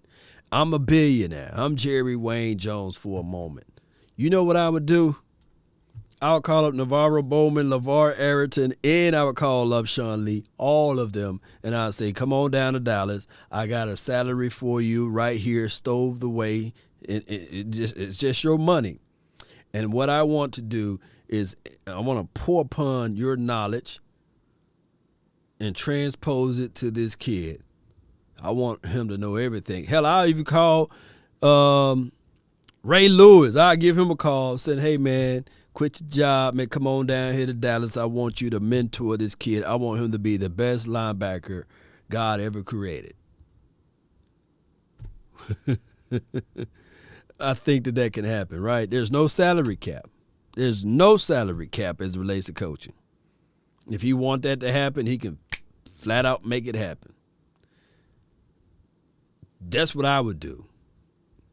Matter of fact, I'll X off all of those guys on the list, and I would start with Sean Lee first. Sean Lee, pour upon your knowledge, your blessings, your understanding of the game right into this number 11. Make him the greatest thing ever for the Dallas Cowboys. Make him be the greatest draft pick ever for the Dallas Cowboys. Yeah. Dwight Davis says, I love me some Jerry Jones. Yeah. I got a prayer cloth for Randy Gregory, 15 sacks and 10 forced fumbles. This is Mark Clark. Ooh, if that happened, man. Oh, my goodness. Oh, get your dog, man. Juice Jones, I love that name. Juice Jones says, man, I wish Sean Lee was still here to be there for Parson. Oh, yeah. Who we got, man? Some people sending me text messages on my number over here. Appreciate you. That number is always available for you guys. And from Brookhaven, shout out to you. And you got pictures over here, Jessica. Look at you. You sending some stuff over there. Appreciate you. I think what you're hearing over here from the 971. I got a little feedback on my mic, so I got to change it up sometime. But I appreciate you, man. That will be coaching start. Bro, what do you think about Jabril Cox playing at safety? What did we drafted him for? Play him where you drafted him for. That's all I'm saying. Play him where you drafted him for, and allow this kid to learn, soak in all what he can, and then you do it from there. Do not look all of the hybrid stuff. I understand that you want to be able to do that, but you got to look at it from this perspective. Just allow to play these guys where you drafted them for. And if you wanted a safety, just go out there and drafted a safety. You had prime opportunities to do so. But I do believe that the Cox kid do have the ability to have positional flex, but let him master in one thing before you start playing him around and sprinkling around everywhere. And I know for sure that we can look into the aspect of Jimmy Johnson players and say, okay, Jimmy Johnson was able to do it, but I'm going to tell you guys, man, Jimmy Johnson was Jimmy Johnson. I don't think that Mike McCarthy is a Jimmy Johnson. And I don't think that Kellen Moore is a Jimmy Johnson. I don't think that anybody on his staff is a Jimmy Johnson. Now, Dan Quinn is Dan Quinn. Mike McCarthy is Mike McCarthy. So that's how I look at it. And I could be 1,000,000% wrong. Maybe you can have these guys playing here, playing there, playing this, playing that. No. Master one thing and then move up to your next level, then you master another. Then you move up to your next level and master another. You know, that's how I look at it. I could be 1,000,000% wrong, though. Bobby, appreciate you. Thanks you for subbing. Thank everybody for subbing over here. Really appreciate you guys for being part of the mix. I really do appreciate that. You know, all of these people over here helping the nation out, man. I really appreciate it. Look at that. I messed up the house over here. Appreciate you. Paul says on point, Church was talking to TU. Talking up to TU. Who's TU? Appreciate you, Johnny. Appreciate you for jumping in. Sign Sherman. This is from Christopher Perez. I don't know. Let's see. Streamlabs. Look at the Streamlabs. It's going crazy over here. Let me see what I got going over here. What we got going over here? Appreciate Streamlabs for going crazy.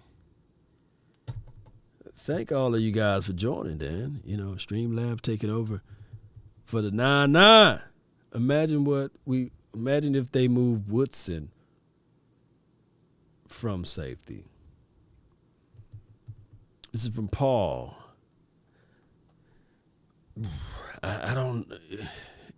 it's just one of those things, man. What was your grade on this draft class, Diego? I don't do draft grades. It takes 3 years to evaluate a draft class, so there's no way I can actually give you guys an honest grade on that.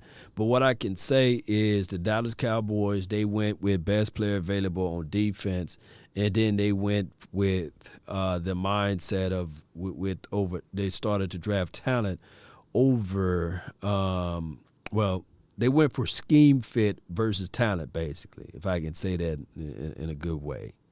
Kind of like Taco Charlton fit the system and the scheme better than TJ. So I'm going to grab Taco opposed to grabbing TJ. They went with that philosophy. And I don't know how this thing is going to work out. I'm just sitting back. I'm going to sit back and chill. And then when it works out well, I say, yeah, brilliant plan. But when it don't, I'm going to give them all of my thoughts, the honest thoughts from there. They pass up on Slater. Whoa, this is from Paul. Darren Woodson was a linebacker in college. This is from Malik. Yeah, man, like I said, that acquisition, that transition only worked because look who he had up in front. He had Charles Haley. He had Russell Maryland. He had Tony Tolbert. He had Ken Norton Jr. He had, for crying out loud, you had Deion Sanders playing on the same field that he was playing on at a spurt of time. So it was a different year, different era, too. He played through that era where you can have engagement beyond 5 yards. So there's a lot of different nuances that happen and change in football since the time frame. Hell, he even had Brock Marion for a spell out here. So it's a lot of different situations that we can look at and say, man, this guy made a perfect move from linebacker to safety, and he played a very decent job at that. Still fighting like holy hell to get into the Hall of Fame. He belongs there, need to be there. Just getting not being able to get there is crazy. So it's just crazy how football is just different, though. And then the coaching staff was different. The coaching staff was extremely different. Boss Man Fat is that dude for real. This is from Dwight Davis. Yes, I think he is. Brian Urlacher was a safety in college as well. This is from Damon Davis. Appreciate you, man. Let's see. Tony Pollard and CeeDee Lamb were the two players that didn't make the Pro Bowl. Do you think it's possible for them to do this for the upcoming season? Tony Pollard and CeeDee Lamb. My thing is with Tony Pollard, he's going to have to get enough snaps and reps in order for him to be recognized as a good running back. My thing is, my philosophy will be this right here, Cowboy Nation. You got to look at Ezekiel Elliott not as the bell cow. I hope that Scott Linehan protege, Kellen Moore, can look into this situation and say, hey, I'm going to utilize Ezekiel Elliott. I'm going to utilize Tony Pollard equally. But normally they just give the ball to Ezekiel Elliott and let Tony Pollard sit on the bench. And, it's hard to come off the bench. Calls tonight, Law Nation? I'm going to let the people decide, man. I'm going to hit this button right here. I'm going to let the people decide. It's 12:58 right now where I'm at in Dallas land. Y'all let me know. Let me know. I got a little more energy. I got a little bit more energy. Yo, come on.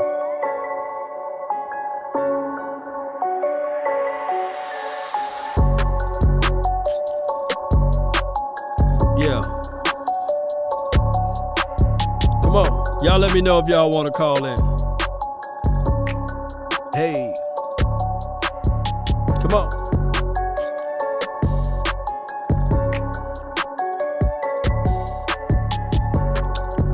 Yeah.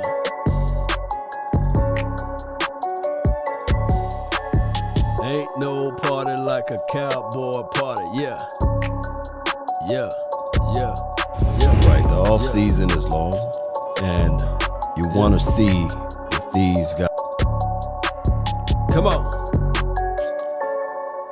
Look at them boys over there, huh? Yeah.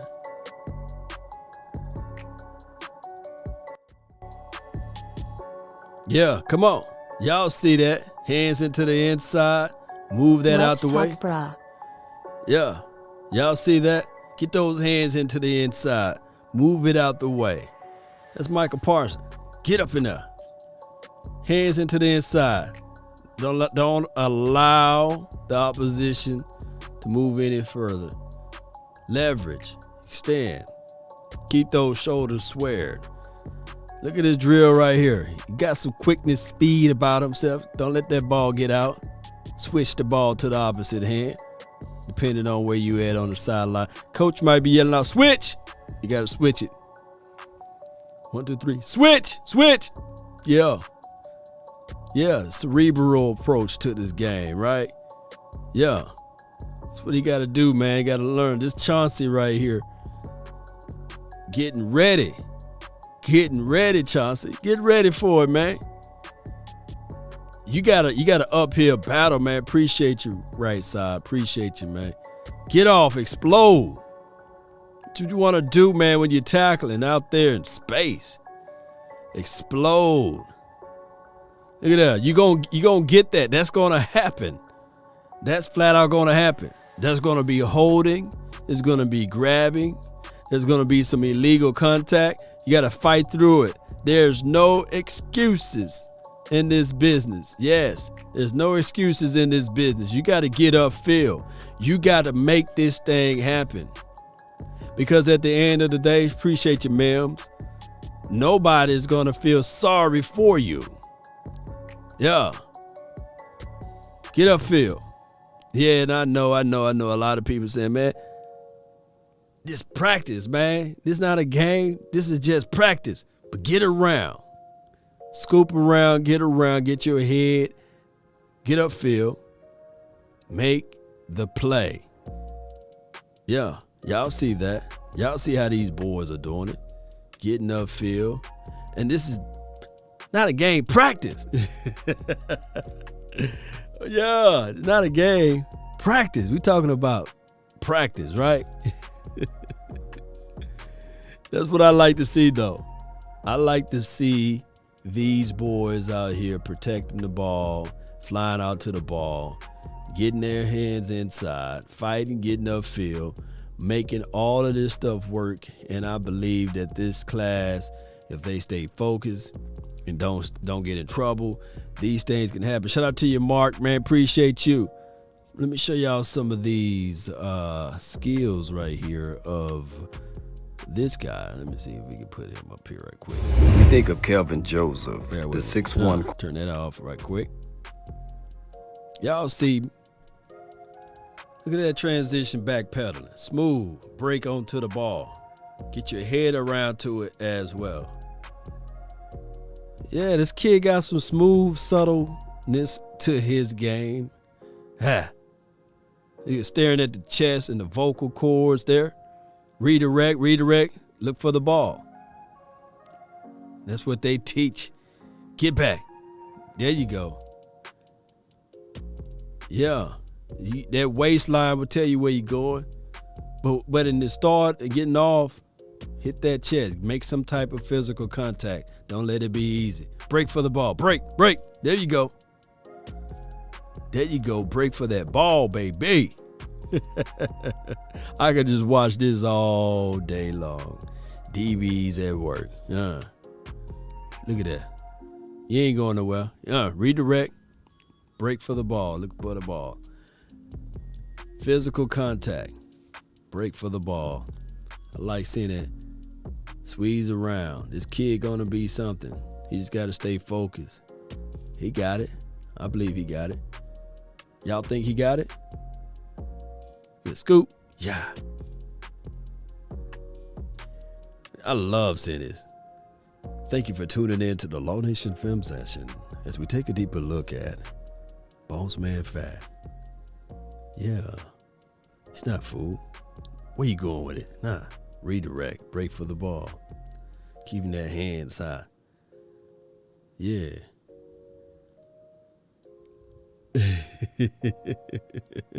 Yeah, y'all like that, huh? Y'all like that? And remember, you're listening to nothing but the best of hits and oldies. Paul says he's gonna stay. He's gonna want to start day one.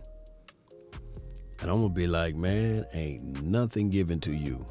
But if you want to start, you better put forth and bring forth that energy. You better make sure that when you put out there the competition committee and everything else on the field, those who've been here before you, you better be ready. Soft hands, he catches like Diggs and Wilson. This is Paul. Yeah. Parsons about to destroy Brady. My God. Yeah. Parson going to get this thing going, huh? Parson is going to look at this thing and say to himself, all right, I'm going to get it going one way or another. Oh, yeah. Yeah. But in order for that to happen, he got to be just ready for it. He do. He got to be ready for it. And he got to learn all he can. Let me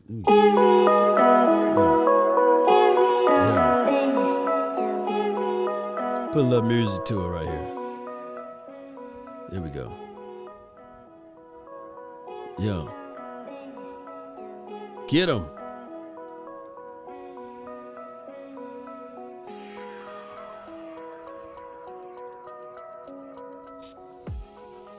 I like it. I like it. Get it. In through there. I can't wait until we see these cats out here in Oxnard and beyond. I can't wait to see those guys doing their thing, being out there, going against the guys that's already been on this team, fighting and clawing. All this does, believe it or not, will increase the mindset of LVE, the temperaments of Jalen, and all of these guys are going to be looking into this thing saying, how can we allow these rookies to outperform us? And then on the flip side, the rookies going to be looking at it like, man, I've seen that these guys, the same guys that y'all talking about against the Browns, get ran all the way through. I've seen some of these guys get pushed back. So I'm coming here to tell you guys that I'm going to put my jersey on, my pads on, and I'm going to be that guy to be a difference maker. I'm going to be that guy that will take control of everything. Right side says, what's the number? What's up with you, Choctaw, man? Appreciate you, man. Montana 808. Yeah. LVE needs to stay healthy. I see you over there. Jalen, I see Jalen Beaston. Yeah, he ain't going to just. Yeah, Paul, I feel what you're saying. I think that Jalen going to look at this opportunity and say, man, it's now time for me to showcase and show to the world that this position belongs to me. I'm not finna lay down like Family Guy. I'm not finna give up. No. Where they do that at? Not by my watch. No way. I'm gonna show the world what I bring to the table. That's how he gonna look at it. That's how he should look at it. That's the operative word. He should look at it like that. Y'all let me know. Turn me up. Yeah.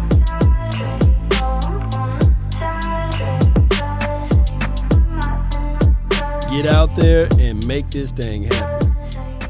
Y'all sure y'all want to call in? All right, this is what I'm gonna do. I might send a link out. That's what I'm gonna do. Send a link out. Let me blow that one out.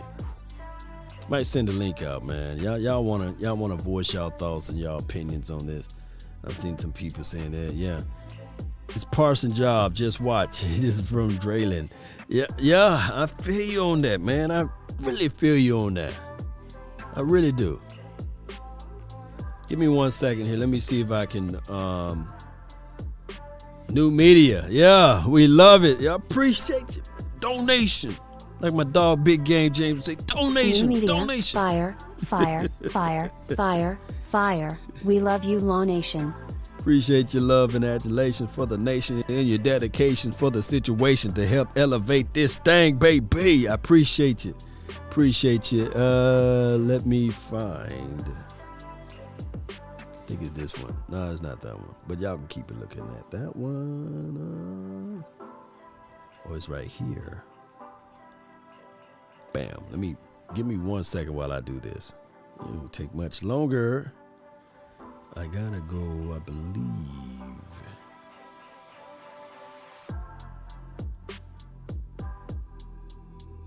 I can show y'all this highlight while I'm setting this thing up. At least y'all can look at some of that. Those back pedals, look at the smooth transitions, stance, shiftment of weight, body contortions, right? Y'all can look at all that while I'm setting this up. And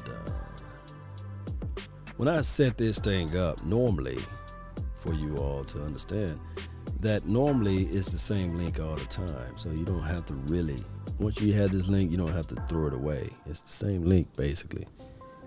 So, this is word to the wise. So if you guys ever saying, hey, Long Man, what's that link? Never had it saved. Mims, appreciate you. Here we go. That's the link. I got to fix my camera over here, so bear with me. Yeah. I got to figure out which camera it was. This one right here, I believe. We go to property. Yep, it was this one. Bam. Appreciate you, Eric. Appreciate you so much. Shout out to everybody, man, that's giving the stars out too on Facebook. I have not forgot about you all. Appreciate you guys. Shout out to all of the super chats too, man. Really appreciate you. Law, you and Big Game James are the only Cowboys content creators I would donate to, man. And Vach and Skywalker. Appreciate you, man. Appreciate you. I'm Aborigines law over here, baby. Aborigines. There we go. There we go. There we go. Bear with me. Bam. Yeah. All right, so let me see who. All right, so the link is in the description box there. Let me see if I can pin it to the top.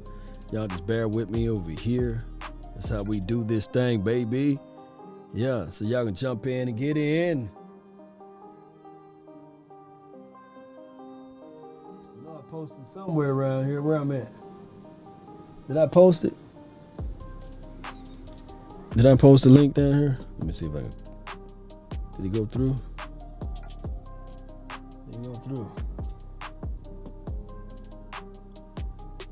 Well, I figured that out. Hold on. Let me give y'all some more of that replay action. Here we go. There we go. The sound effects. Well, there you go. It's hard building the plane while it's in the air. I'd have just started setting this link up regardless when I go live.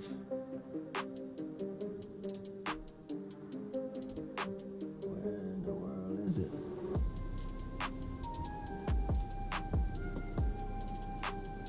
There we go.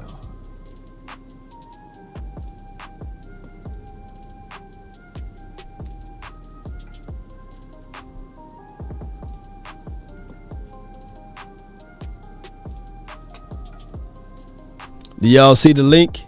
And it didn't go through. What's up with y'all, man? Appreciate you with the Cash App. Is that Joe's? Appreciate you, man. Thank you for the donation to help elevate this thing. We appreciate you as well.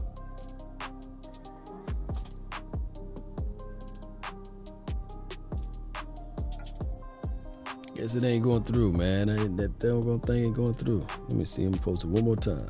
Bam. I guess it ain't going through. So what I'm gonna do is, how can you stop a tank with no key? Go here, go here.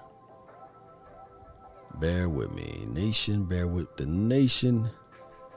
Here we go. Some reason. Bear with me. Nation.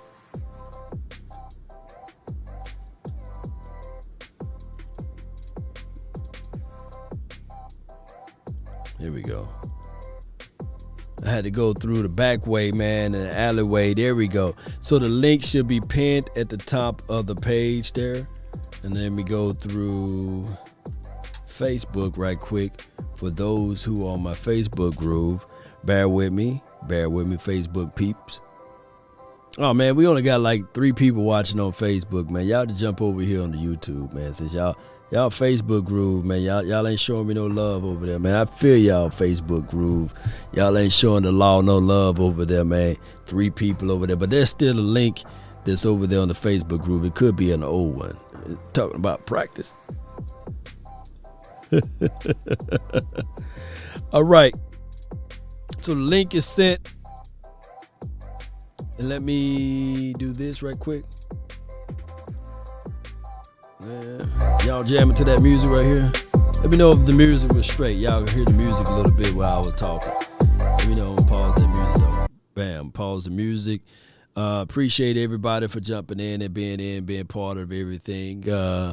We was talking about, let me see. Yep, the link is now there. You even see my government name. I posted the link right there. So when you click on that link, you can voice your thoughts, your opinions, your concerns, whether you agree or disagree with Nation. You can, have your own thoughts about this team. We're going to the Super Bowl. We're going to be 20-0. You can have those thoughts too. We got Mr. Right Side. He's going to be the first one. Then my dog, Jay. So I see y'all all waiting over here. Just bear with me right quick. I'm going to hit the record button so that we can have this thing on replay tomorrow and all of that good stuff. Yeah. Let's go with it. Mr. Wright, what's good with you, man? What's good, Law Nation, brother? What's good? Oh, man, it's your world, man. You fight it for this thing to happen. Now it happened. Now it's created. We are here because of you. I'm gonna be real with you, bro. I gotta show you. I gotta give you all the props, all the credit, bro. You open the line up. I'm fighting hard for it. You know what I'm saying? I love to have these type of conversations. You feel me? So I appreciate you, bro, because before we get into any Cowboy stuff, you new media, bro. You doing it big. I mean, you really you touching the topics that the fans want to hear that the regular people aren't talking about. You touching those topics, bro. So big shout outs to you. And hey, it ain't nothing but. Appreciate you, man. I love it, man. Nothing but love here, man. I appreciate it. So what you got for the show, man? What you gonna rock out with your information? Hello? Let me see what happened to you, man. You didn't disappear. The Illuminati didn't get you, fam. What happened? Too much love and adulations, huh? I'm going to bring you back on, man. I'm going to let my guy Jay jump in, man. Jay, just hang tight, Right Side. But Jay, you live, man. I don't know. He'll give me some props, man, and then they took him up out of here, Yeah, I see that, man. That's crazy. Yeah. But, I appreciate him, though, man. He's still in the lobby area, so hopefully he can just jump back in. Well, I ain't going to hold him too long then. I ain't going to take up too much time. But I like the draft, Law. I do like the draft. Mm-hmm. And I'm glad that the Cowboys didn't let the hoopla of Parsons being a raw prospect deter us from drafting one. Mm-hmm. Deep inside, I felt that we had to go defense, and that even if we would have got a cornerback, I still feel like linebacker is always the key. That's the one spot you can draft, and they can make an impact to where the defense have to really find out where they at. You can put a cornerback out there, and they can move a wide receiver, and don't mean that cornerback can travel. Right. But a linebacker, once you put him in the middle of that defense, he there. And as long as he's doing what he do, the quarterback got to count for him, period. Facts. You think about the Urlachers, the Ray Lewises, the the Keekleys, these athletic freaks, man, you just never know with them. You never know. And I was hoping that we got one, even though, I was a J.C. Horn fan. But I'm like, man, at the end of the day, a corner, unless they Dion, I ain't finna make that kind of impact. Day one, day two, day three. Nah, cornerbacks is so predicated upon the front, and then on top of that, it's a pass happy league. So if cornerback got to stay and keep up with, if you got to keep up with them, man, it's a hard situation if they got to keep running if you're not getting pressure. So there's only a few, Deion Sanders is out there, but I feel exactly what you're saying. I feel every word that you're saying. And I was saying, also with the Jabril Cox, I was thinking back to, man, we finally got that player that we got robbed from. Remember we had Devontae Holloman? Yeah. From South Carolina? Yeah. They kind of like the same people. Holloman was a safety, though, and linebacker in college. They played like in a 4-2-5, and he played like a hybrid position. And you remember, Holloman was going to be special for us. Yeah, but that situation. I think Cox going to be the same thing. And then another thing, I was looking at our schedule, and I was like, we got that extra game, right? Right. Just say we lose, we lose to Tampa, Kansas City, Arizona, Minnesota. These are the teams with capable quarterbacks that can outscore us. We still got 11 games on the schedule that our QB1 should be better than the other team quarterback. That's all the division games. And then you got the Chargers with Justin Herbert. That's he still. I still say Dak should be able to win that one. And then you got Sam Darnold in Carolina. Then you got Denver with Drew Lock and Teddy Bridgewater. And then I think it's one more game somewhere. Maybe the Raiders or somebody. Yeah, I got the schedule pulled up right now. So, yeah, you got the Raiders week 12. Yeah, so I'm just looking. And the only reason I gave us New Orleans L maybe, even though they got Jameis Winston, is because of the coaching, because of Sean Payton. Them six teams right there, I felt like that with Kansas City, Atlanta, New Orleans, Minnesota, Tampa, that those are teams that could outscore us with a healthy quarterback, with a healthy Dak. And when you look at the rest of the schedule, we should not lose with a healthy Dak against the rest of them teams. That put us at 11-6. 11-6. That's how I looked at it. That's how I looked at it. Not saying that we're gonna necessarily lose those games with those quarterbacks, but that's the least that we, just being optimistic. Like we got a healthy QB1 the whole season. I mean, that's 11 games. If the quarterback healthy and if the defense, remember, last season we were 7 in takeaways. That was a very much good improvement that we can look at and say, all right, how can we build off of that? If we can get 5 in takeaways or be like 3rd in takeaways, I don't really care about the defense giving up the world of the worlds, right? Taking the ball away is a major situation because we've seen the New Orleans Saints win a Super Bowl in that fashion. We've seen the Indianapolis Colts win the Super Bowl in that fashion. So I believe that defense itself, if we can peak at the right time, and I'm looking at, let me pull up this schedule again, I'm looking at a little bit right after the bye. If we can pull around in, like, let's say week 8, week 9, week 10, 11, this defense is really hitting on all cylinders. And I ain't talking about a 4-cylinder. I'm talking about an 8-cylinder type of groove. Then we are in the right directions. I believe that this team can do something then. But I don't want us to start off hot on defense, believe it or not. Well, even with the way the schedule set up, the Cowboys hadn't really, since we've been in this stadium, it hadn't been like a home field advantage. But the team, but the years that we did make the playoffs, we had good road records. Right. So that look like another year. This year we're gonna have to win some games on the road late. You know what I'm saying? To even be a factor in making the playoffs. No doubt, man. Jay, let me get Mr. Right Side back inside, man. Let me get him back on right quick, fam.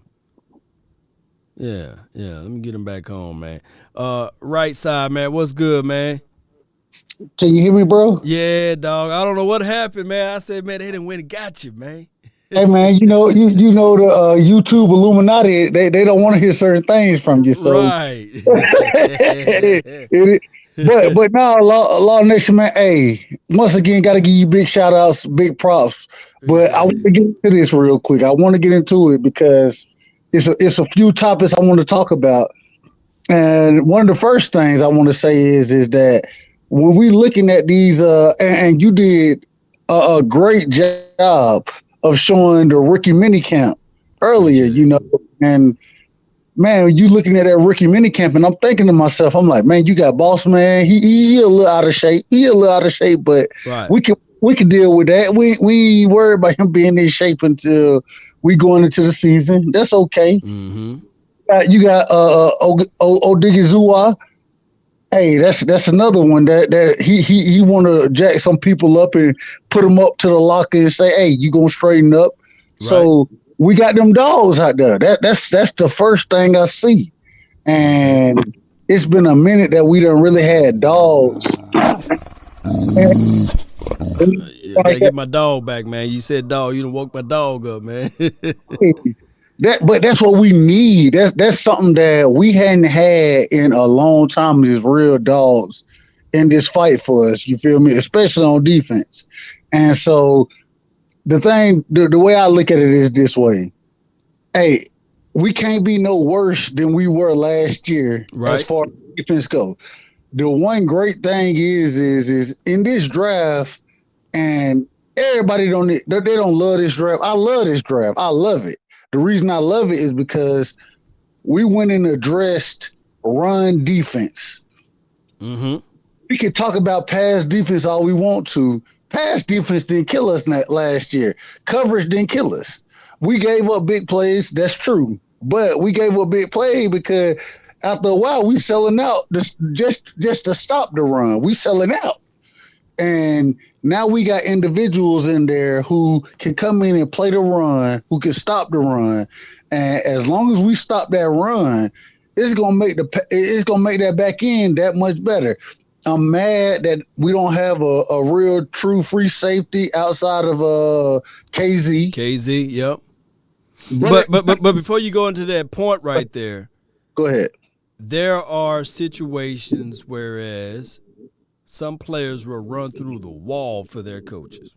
Mm-hmm. They will fight tooth and nail for their coaches. It's like Dan Quinn may be that guy. Dan Quinn is a high energy guy, regardless of whether or not people like to give credit to this and that. But he's a high energy guy. He's in the face, and he is a guy that will listen to the guy that's on the back end of the roster all the way to the guy all the way up to the top. And then he can show you, hey, this is my homework on what I did with this guy, Grady Jarrett. He wasn't drafted in the earlier rounds, and this is where he's elevated at now. And that's what I want. This is what I want people to understand, that Mike Nolan, remember, he didn't ingratiate himself with the players until midway through the first 4 games or what have you. I think it was like week 4, week 5, then when he came out of the press box all the way on the field. But as a defensive coordinator, you got to be physical with these guys. You got to be tangible. You got to have a close connection with these guys. But go ahead. I'm going to ask a question, then I'm going to get into my point. You in, I'm guessing, are you in Texas? Yep. I'm in Atlanta, Georgia, right?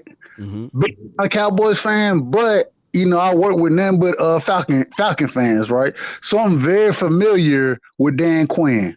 Mm-hmm. One of the things that I like about Dan Quinn is, I don't know if everybody know this, but Dan Quinn has a section of practice after the regular practice has gone on where he's just working with rookies, free agent signings. He's working with the younger guys. They got an extra 45 minutes of practice that he's working with strictly with them, right? Yeah. That's the development that we haven't been seeing in Dallas land right now. We haven't been seeing that. You got the Tristan Hills of the world. You got the Neville Gallimores. Right. But what was the real work and the time that was put in with them outside of every average day practice? What was the extra work put in with them? There wasn't any. But Dan does have a system set up where he's working with these individuals extra 30, 45 minutes after practice, you know what I'm saying, to develop their skills and to develop their talent to be able to contribute. And one thing I give Dan Quinn a lot of credit for, even as a head coach, when he was in Atlanta, when you got to week 11, you did start to see those younger individuals come on. That's when you start to see them come on because he was putting that time in after practice every day with them, and they were developing. We hadn't seen that in Dallas, and yeah, it's been a minute, man. Yeah, but that's the beautiful thing that's I'm excited about this season. I'm really excited because I feel like you got people like Boss Man Fat. Hey, he out of shape right now, but at the same time, being out of shape right now, I ain't mad. Yeah, that's the norm right now, man. People got to understand that. None of these guys should be in tip-top shape. Not in football shape, by the way. I mean, exactly. they could run every day. They still won't be in football shape. It's a different type of shape. You got to take you take your taking blocks on and running is something totally different from being in shape. You feel me? Yeah. But at the same time, the thing is what I believe Dan Quinn can come in and do, and I was intrigued actually. I was just intrigued. You have Michael Parsons coming out, and they've been playing him at middle linebacker, right? Right. And I'm thinking to myself, I didn't expect that from the beginning. For me personally, I thought Michael Parsons would be the Swiss Army knife. Right. He could outside, he can play inside. Hey, what you really want to do is attacking. You feel me? Attacking at any given situation he can attack in, whether it's the run game, whether it's the pass game. You want him going downhill. But it's interesting to me that they got him at middle right now. And so when I see that, I'm thinking to myself, I'm like, okay, LVE is supposedly the middle guy. That's supposed the middle guy. So when you have a first round pick and now you done brought him in and you got him working as that middle guy in training or not even training camp, in rookie training camp, mini camp, what you want to call it. But it's mini camp, yeah. But when you see him working at that position, it's interesting because it's one of those things where you look at it where, of course, we all, and correct me if I'm wrong, but we all would figure the LVE after week 9, he going to be injury prone throughout the rest of the season.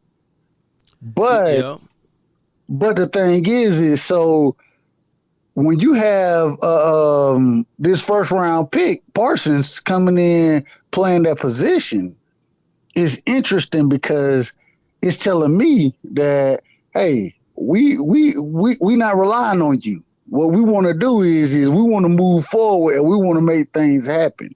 And if you look at an individual like Deion Jones from LSU, Deion Jones is a runner. He same thing as Michael Parsons.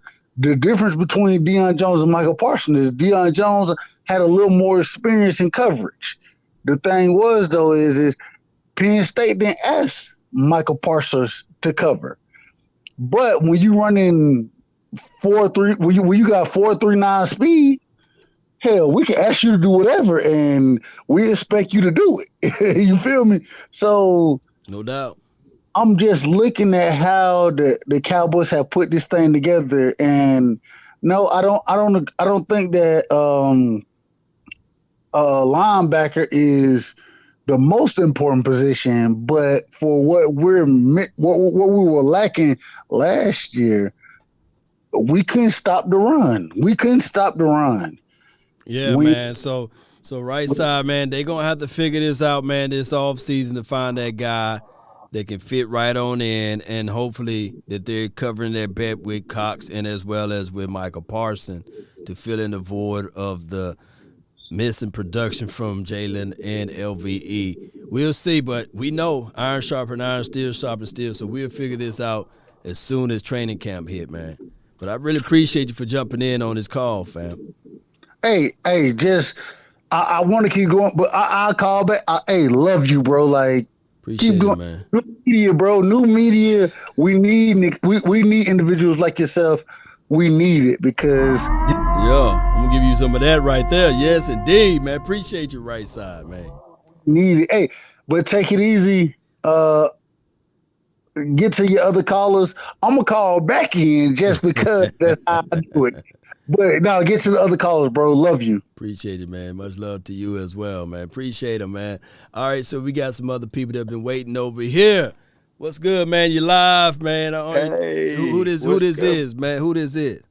This is Fuego Center, brother. What's good? Man, it's your world, man. What you got for this show? Bro, I just wanted to say, I don't think people realize how important the acquisition of Dan Quinn is, man. I really just didn't appreciate what our last DC, man, he was just so shitty, bro. I forget his name sometimes, bro. Quinn, not Quinn, but Nolan. Yeah, Nolan. Yeah, Nolan, bro.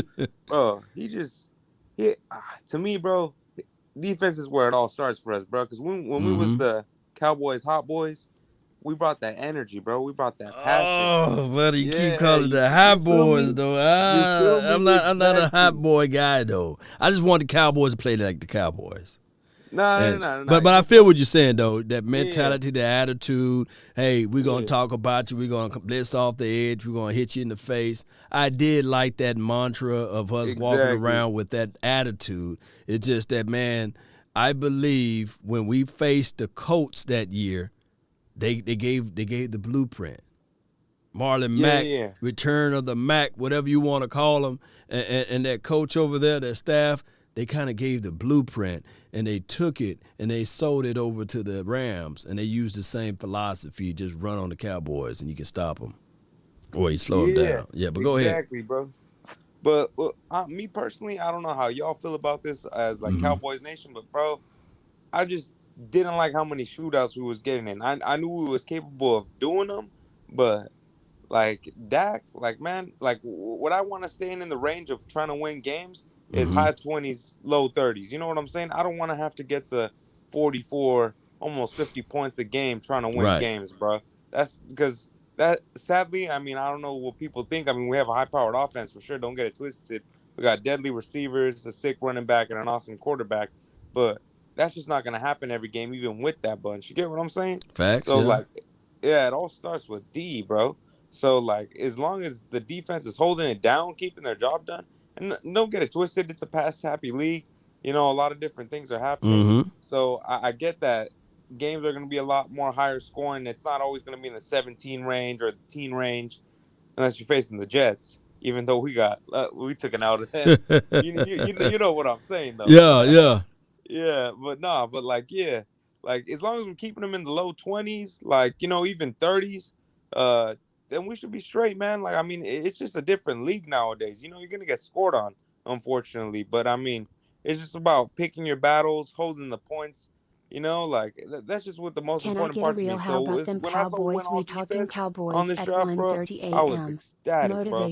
I mean, I know some people have their mixed emotions on this draft, but I was straight ecstatic, bro. We just need to stop the run. And I think the dogs we brought in, I think we'll be straight on corner. And I honestly think we're going to be pretty straight on the passing game. I mean, yeah, whenever y'all say that dog, man, you know, that's like a code word, man.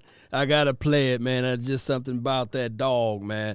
With that type of mentality, man, if we can just keep that energy up, Man, that would be great. Shout out to D. Leon for making the donation, and shout out to the people that making the donation on the Cash App, man. It's been crazy, man. You guys been doing this thing, helping this out. He says 1:30 a.m. motivation. Man, we talking Cowboys. This is what the nation do, baby. We talk Cowboys all night. We even got Philadelphia over here, the underdog for the Eagles, jumping in, trying to say some things about this and that. But I believe in the hearts of hearts, when we get out there to Oxnard and training camp and beyond, if we keep that energy going, baby, it can be crazy, man. It's just that, think about it. Cowboys had issues with cornerback. They went and drafted a slew of cornerbacks, right? Because Diggs was a promising guy on the other end of it. And then the Cowboys had issues with linebackers. They went and got some linebackers. They secured their bet. Now, would I like the Cowboys to package up some of these picks and move up and get a sure guy? Yeah, but let's see how all of this stuff going to play out and see how we can get this thing going the best way possible. Yeah, I mean, I just think honestly, like even the couple drafts before, we have a lot of young guys on D. You know, even with the free agent signings and all that, I just think like as much as we want to see here and now, you got to let these fellas develop. You know, some of these guys are in their third year, fourth years, so let's just see what they're about. You know what I'm saying? No doubt. I gotta let Draylon get in, man. But I really appreciate you for calling.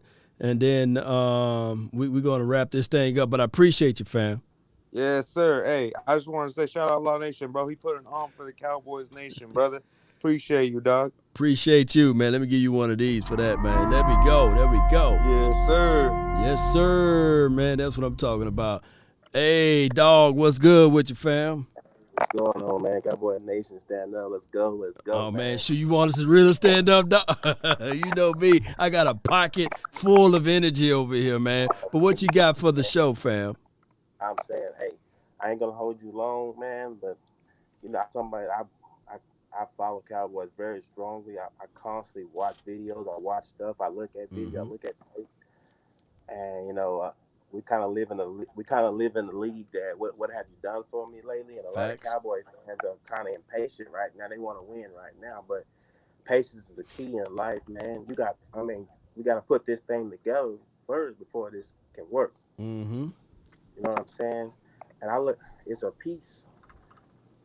I mean, we got 3 linebackers right now. We got Parsons. We got LVE, we got Jalen Smith, and we got this other rookie that's coming. But I think, man, this guy should be. I mean, I watched him hard, man. I think his ball skills and his communication. I think he should be playing safety, man. I think if you put him in safety, man, that's the other guys. Oh man, I think he best fit at safety, man. I mean, he got the speed. He can play off the line. He can play down the line. He can rush. I mean, he can stop here, stop there. I mean, he got great hips, man. I mean, like I said, it's some plays where he reached a lot. I mean, but we got Dan Quinn to help this young rookie, man, fix those habits that he got. Right. Man. But other than that, man, he's ready, man. I think that guy is going to be the key of that defense. I mean, I know everybody jumping on Mike Parson, which I am too. But I think this guy is going to help put it together with him and Wilson right there, man. I mean, I could be wrong. But I think Dan Quinn got a plan. He's got to put it all together. He got to look at it and see what he got first, see how it's all going to work out. But, man, once he see what he got and what he has. It's going to be – look, I think that it's going to be a lot of moving parts. I think that they might even though he might be listed as a linebacker, they might have him in some suits that looks like he's in a safety position. Right. Especially by you having Neal out there on the field, coming in and out off the field. I think that you could do a lot with that too because he got some positional flex. Right. So all I can think of is let's not look at this team. Let's not paint him into a corner of being a 4-3. Let's not paint him into a corner of being a 3-4. Right. I know that last season when we talked about this, a lot of people were angry and upset. Right. But we got to look at it like this. We didn't have athletic linebackers last season. No, we didn't. We didn't have the personnel that we have now. I mean, it's all coming together, man. I'm like, seriously, it's all coming together. Like the guys that we drafted, he drafted guys that fit this scheme that he's going to run. And that's what people are not realizing, man. They're jumping to conclusions, thinking like these guys that we pick are bad picks, but I don't think so, man. I really like this Osa guy, man. I think this guy is. I mean, him and that nose tackle we drafted him. Oh man, Big Bo Hunter. yeah, Bohana. I mean, they brought him in just for, I think, for run purposes, man. Help stop the run, like get guys where linebackers can be freed and do their jobs, man. Mm-hmm. I mean, that's what was happening last year. The guys, linebackers, was getting caught up, getting blocked, and couldn't get off the block. You got Jalen running around with his head, with a chicken head cut off, man. I mean, I ain't trying to hate on Jalen, man, but I mean, I already know what they're gonna do with Jalen, man. Clay Matthew, Jalen. That's what they're gonna do. They're gonna send him upfield. You know, he's no longer gonna be the Mike. If this is what they're gonna try to do, they're gonna look at Jalen as if he's Clay Matthews and say, "Hey, get to the quarterback, downhill. We don't want you. We don't want you in the coverage. Maybe some flat sections. We saw him catch an interception last year. That bear jumped on his back. You know how that happened. And that bear jump on your back, you didn't have the speed. You were chucking. And I said, he chucking, dog. He finna get caught. That bear gave him. That coach said, bear, you been dissipating. You been eating too many oodles and noodles. But, you know, his leg gave out on him, basically. But you know how this go, fam. We're gonna swipe Jalen when we making big plays. We're not gonna swipe when we just allow a 20-yard play, buddy. We're gonna swipe, man, when we getting in the end zone and we sacking the quarterback. Right. It's gonna be so many doggone plays out there that Michael gonna be making that he ain't gonna have time to. Because you know, Jalen, he love to celebrate when everybody else making celebrations, the celebratory dances. There's going to be so many damn plays that Michael Parson is making. It's just going to be unreal for him to just do all of the damn swiping. So he's just going to preserve his swipes until he make one. And that's what's going to make this team go even further. Watch. Just watch. But I appreciate you, bro, man. You sound like you're breaking up a little bit, man. Oh, okay. I listened to you the other day about splash players. Splash, yeah. That's exactly what we need. We need splash players. We need everybody. We don't need 1, 2 guys. We need everybody making a splash. Splash. That's how it's gonna come together, man. Everybody gonna feed off everybody's energy. I'm telling you, man, it's gonna be something special to watch. Once it comes together, it's gonna be special, man. I feel it this time. I really believe, man, that we're gonna be a team to be reckoned with this year. No doubt, man. Appreciate you for calling in, dog. What's your name again, man? I appreciate you, man. Thank you for all the hard work you do out there, man. Appreciate you, man. Is it Draylon? Yeah, it's Draylon. Appreciate you, Draylon. Thank you so much, man. No problem. That's what I'm talking about. Yeah, let me give one of these right here, man. All right. Hey, right side, I know you're still in here, man, but I'm going to have to go ahead and shut this one down, man. It's almost 2 o'clock, and, you know, I got to be ready for the morning time. But I'm going to let my dog, a.k.a. DC for Life, 0404, jump in for a quick second to spit your mind. Spit it, man, so I can have the umbrella ready, man, because I know you about to spit some truth over here. So go ahead, man. What you got, fam? Hey, fam. Hey, I just got to tell you something right now, man. I've been on another YouTube channel going to war with these damn delusional Raider fans that think they're going to go 13-4 this year. And I'm like, y'all been dropped on your head too many damn times as a child. Mm-hmm. Y'all are mentally challenged if you think y'all are going 13-4. Tell them, man, with Thanksgiving, man, we're going to carve them up. We are going to carve them up. We're going to carve them up and serve them up, serve it up right to them. I mean, they ain't got no chance, man. They ain't got no chance. And I was telling that delusional fool, man, I was like, we have the best offense there is. Mm-hmm. And y'all's offense, who y'all got? They got Weiler, whatever that tight end name, man. And they couldn't keep Antonio Brown. So it's going to be something that we're going to – I can't wait to play against those Raiders. I can't stand them anyway. They always say – I always get a Raider fan to say, hey, man, there's only one nation. It's Raider Nation. I said, nah, dog. You guys might have – it might have been a Raiders Nation first. But, man – and he was trying to say that we're going to go 4 and – what did he say? What did you say we're going to go? He said we're gonna go 4-something. Oh man! And I'm like, you are. When you are special. That's when you in what I that told Raiders him. group, man, you talk over there talking to them, man. All you got to do is tell them, man, just lean forward just a little bit. Yeah. And that's all you got to do, just whoop them, man. Just whoop them Yeah, with he that was in there slap. in the Cowboys channel. I'm like, man, you're in the wrong nation YouTube channel. You need to go be on a Raiders Nation YouTube channel. Yeah. You're in the wrong area. Yeah. Man.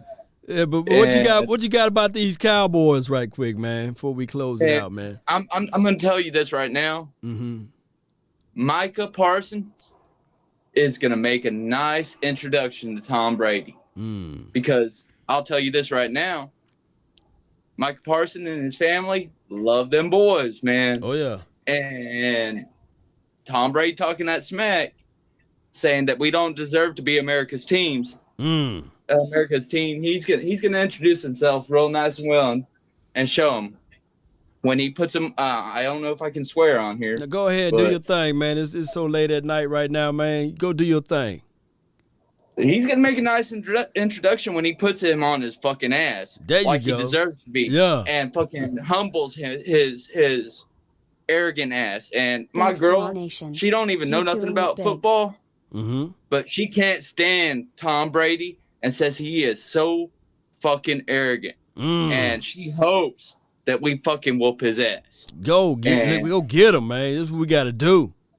And I mean, if it's not Micah Parsons, D-Law, I want, like you said, I want D-Law to go into that locker room and say, I got 50 G's right here. Whoever puts Tom Brady on his ass or takes him out of the fucking game, here you go. Here you go. Here's 50 G's right here. Hey, he don't need to say it. He don't need to say it nowhere near no cameras, nowhere near nobody. Look. That's what he need to do. He need to have a meeting, bring them into that meeting, and say, leave your cell phones at the front door. I gotta have a personal conversation, and that's where he need to deliver that speech. 50 racks. Put them in the basket, leave them at the door, and take that personal conversation in there. I got 50 G's. Whoever puts him on his ass or takes him out, takes him out of the game, gets the 50 G's for sure. Yeah. Whoever puts him on his ass gets 10 grand. Right. And fucking, I mean, how he disrespected us, man, it just pisses me off so damn bad. And Jalen need to go in that same meeting and say, man, since I got paid too, hey, I matched the 50, you know? Yeah. And I tell you what, I want Jabril Cox to line up with Rob Gronkowski. I swear, Jabril Cox will pick that ball right out of his hands. I mean, he's so damn good in coverage. And he said, that's my rock. That's my rock. It's my rock. Appreciate you, man. Thank you so much, man, for calling in, fam. Thank you, brother. Love you. Love you too, man. Love all y'all. Let's continue to grind and shine, baby. Hey, this is what we need to do, Cowboy Nation. Get this thing together, and let's get this Super Bowl going the right way. Appreciate everybody who called in. Thank y'all for being part of this full late night ride. I appreciate all of the ride and die Cowboy fans out there. Y'all know I can't just leave without playing my music. Jackson Campbell says Bounty Gate 2.0, 3.0, 1.0, whatever it need to do, we need to come out victorious. I think if we win week 1, man, oh man, that will spread and bring forth all type of momentum that would actually shut up the naysayers talking about we not the America's team and these sorts of things, and this will get this channel and everything else. Well, not channel, this team. I ain't worried about the channel. The team, the Dallas Cowboys, going in the best way possible. Yeah, write this down, Cowboy Nation. Write this down. Appreciate you. Right side, man. Thanks, Law Nation. Keep doing it big, baby. Appreciate you, man, right side. Yeah, write this down. Write this down, Cowboy Nation. You know, a lot of times people look at war, battle, and they think it's over with after the first punch. No. The race is not to the swift, nor the battle to the strong. or the mighty. It's to he that endure to the end. And I'm telling you right now, Cowboy Nation, for those who've been watching this stream from the beginning all the way from right here, man, y'all some warriors, y'all some dogs, y'all some battle guys with me, man. Y'all some of these guys. Y'all some dogs, baby. I love it. I love it. But write this down. If you want a thing bad enough to go out there and fight for it, to work day and night for it, to give up your time and your peace and your sleep for it, if all of your desires of it makes you quite mad enough that you don't get tired of it, and it makes you hold all other things tawdry and cheap for it, if life itself seems empty and useless without it, and all that you scheme and dream is about it, if you will gladly go out there and sweat for it and fret for it and plan for it and lose all terror of God or man for it, if you will simply, just simply go after the thing you want with all of your capacity and strength and scarcity, with faith, hope, and confidence and stern pertinacity. If neither cold, poverty, or famish, or fame, or sickness of body or brain can turn you away from the thing you want, if dogged and grim and besieged and beset it with the help of Almighty Cowboy Nation, guess what? You will. Oh yeah, you will get it. Let's go. Turn me up. Come on.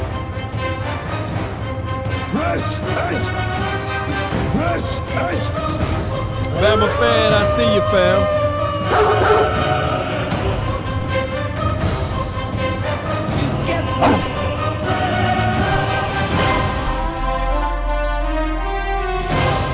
Yeah. Come on. This is Sparta! Yeah.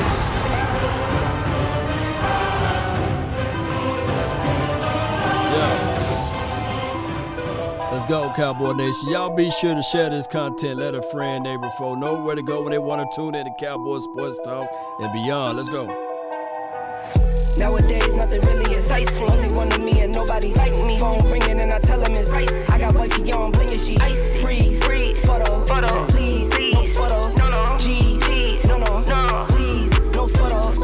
Hit the door and the doorman just whole team here might need some Nation. Still young, but I move like a new deal to my veteran, baby. If you're down in my management, I'm just warming up and wait till I old producers saw the numbers one. Different colors in my baggy light. Chalk it up, talk of the town where you're talking up. Wanna get you a ring and you tough enough. Wanna get you new things with your pockets dull. Run it up. I used to be quiet and out of luck. Now I move up and move humble cause the hate and the jealousy. My mama telling me count up your blessings and run it up.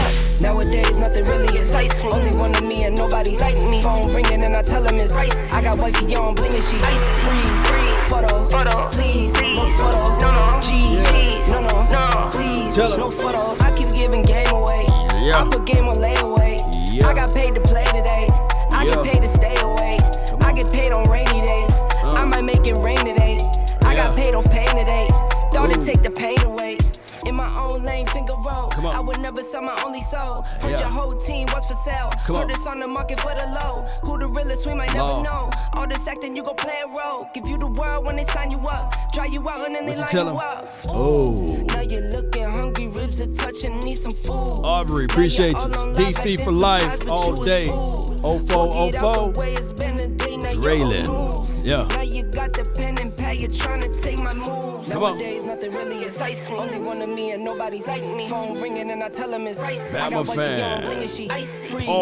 Photo. Please, no photos. Philadelphia, appreciate you still. Please, no photos. Yeah. DIY. You ain't got no alibi. Appreciate you. Spiffy AC. Yeah. Come on. Yeah. One way or another, Cowboy Nation. One way or another. Let's go. Let's continue to grind. It's fine, baby. I ran up a check, I might do it again. Enemies close, had me thinking they're friends. 10 toes down, I'll be free until the end. Crib outside the city, I don't feel safe in my hands. Took so many years, I'm just waiting for the wins. I'm in debt to no one, He needs some milk. I do it for real, there's no reason to pretend. If I do it once, I do it again. Add it up, bankroll. That was easy. Yeah, come on. Add it up, I'm just doing me. Just doing me, baby. Come on. Add it up, bankroll, euro, peso. Add it up, I'm just doing me. Everything is on me, oh you matter what. Add it up. Told her if it's all me, everything is on me. Gon' back it up. Matter what? Told you I'ma do me. Why you hating on me? It's not adding up. I do roll like a Mack truck. Crush your heart, I might cop a farm and go act up. Lot of scars, I was cold-hearted, now I'm back up. Keep it real, I do this once a month. I don't rap much. I just take the money and go stack up. Stack only buy up, a car to get tatted up. All that other bull, it don't matter much. You only climb me, I put the ladders up. No fault. I done doubled up on the workload. I think I fell in love with the bankroll. Pray up, get money, then we lay low. Yeah. Add it up, bankroll. If we partying, baby, we grinding, baby. I'm just doing me, everything is on me. Oh, you matter what? Add it up. Bankroll, euro, peso, add it up. I'm just doing me, everything is on me. Oh, you matter what? Add it up. Told her if it's all me, everything is on me. Gon' back it up. Matter what? Told you I'ma do me. Why you hating on me? It's not adding up. Add it up. Told her if it's all me, everything is on me. Gon' back it up. Matter what? Let's go, Cowboy Nation. Shout out to you, Draylon. Shout out to you, Mark. Appreciate you guys for jumping in. And remember, you're listening to nothing but the best. Salute. We're out.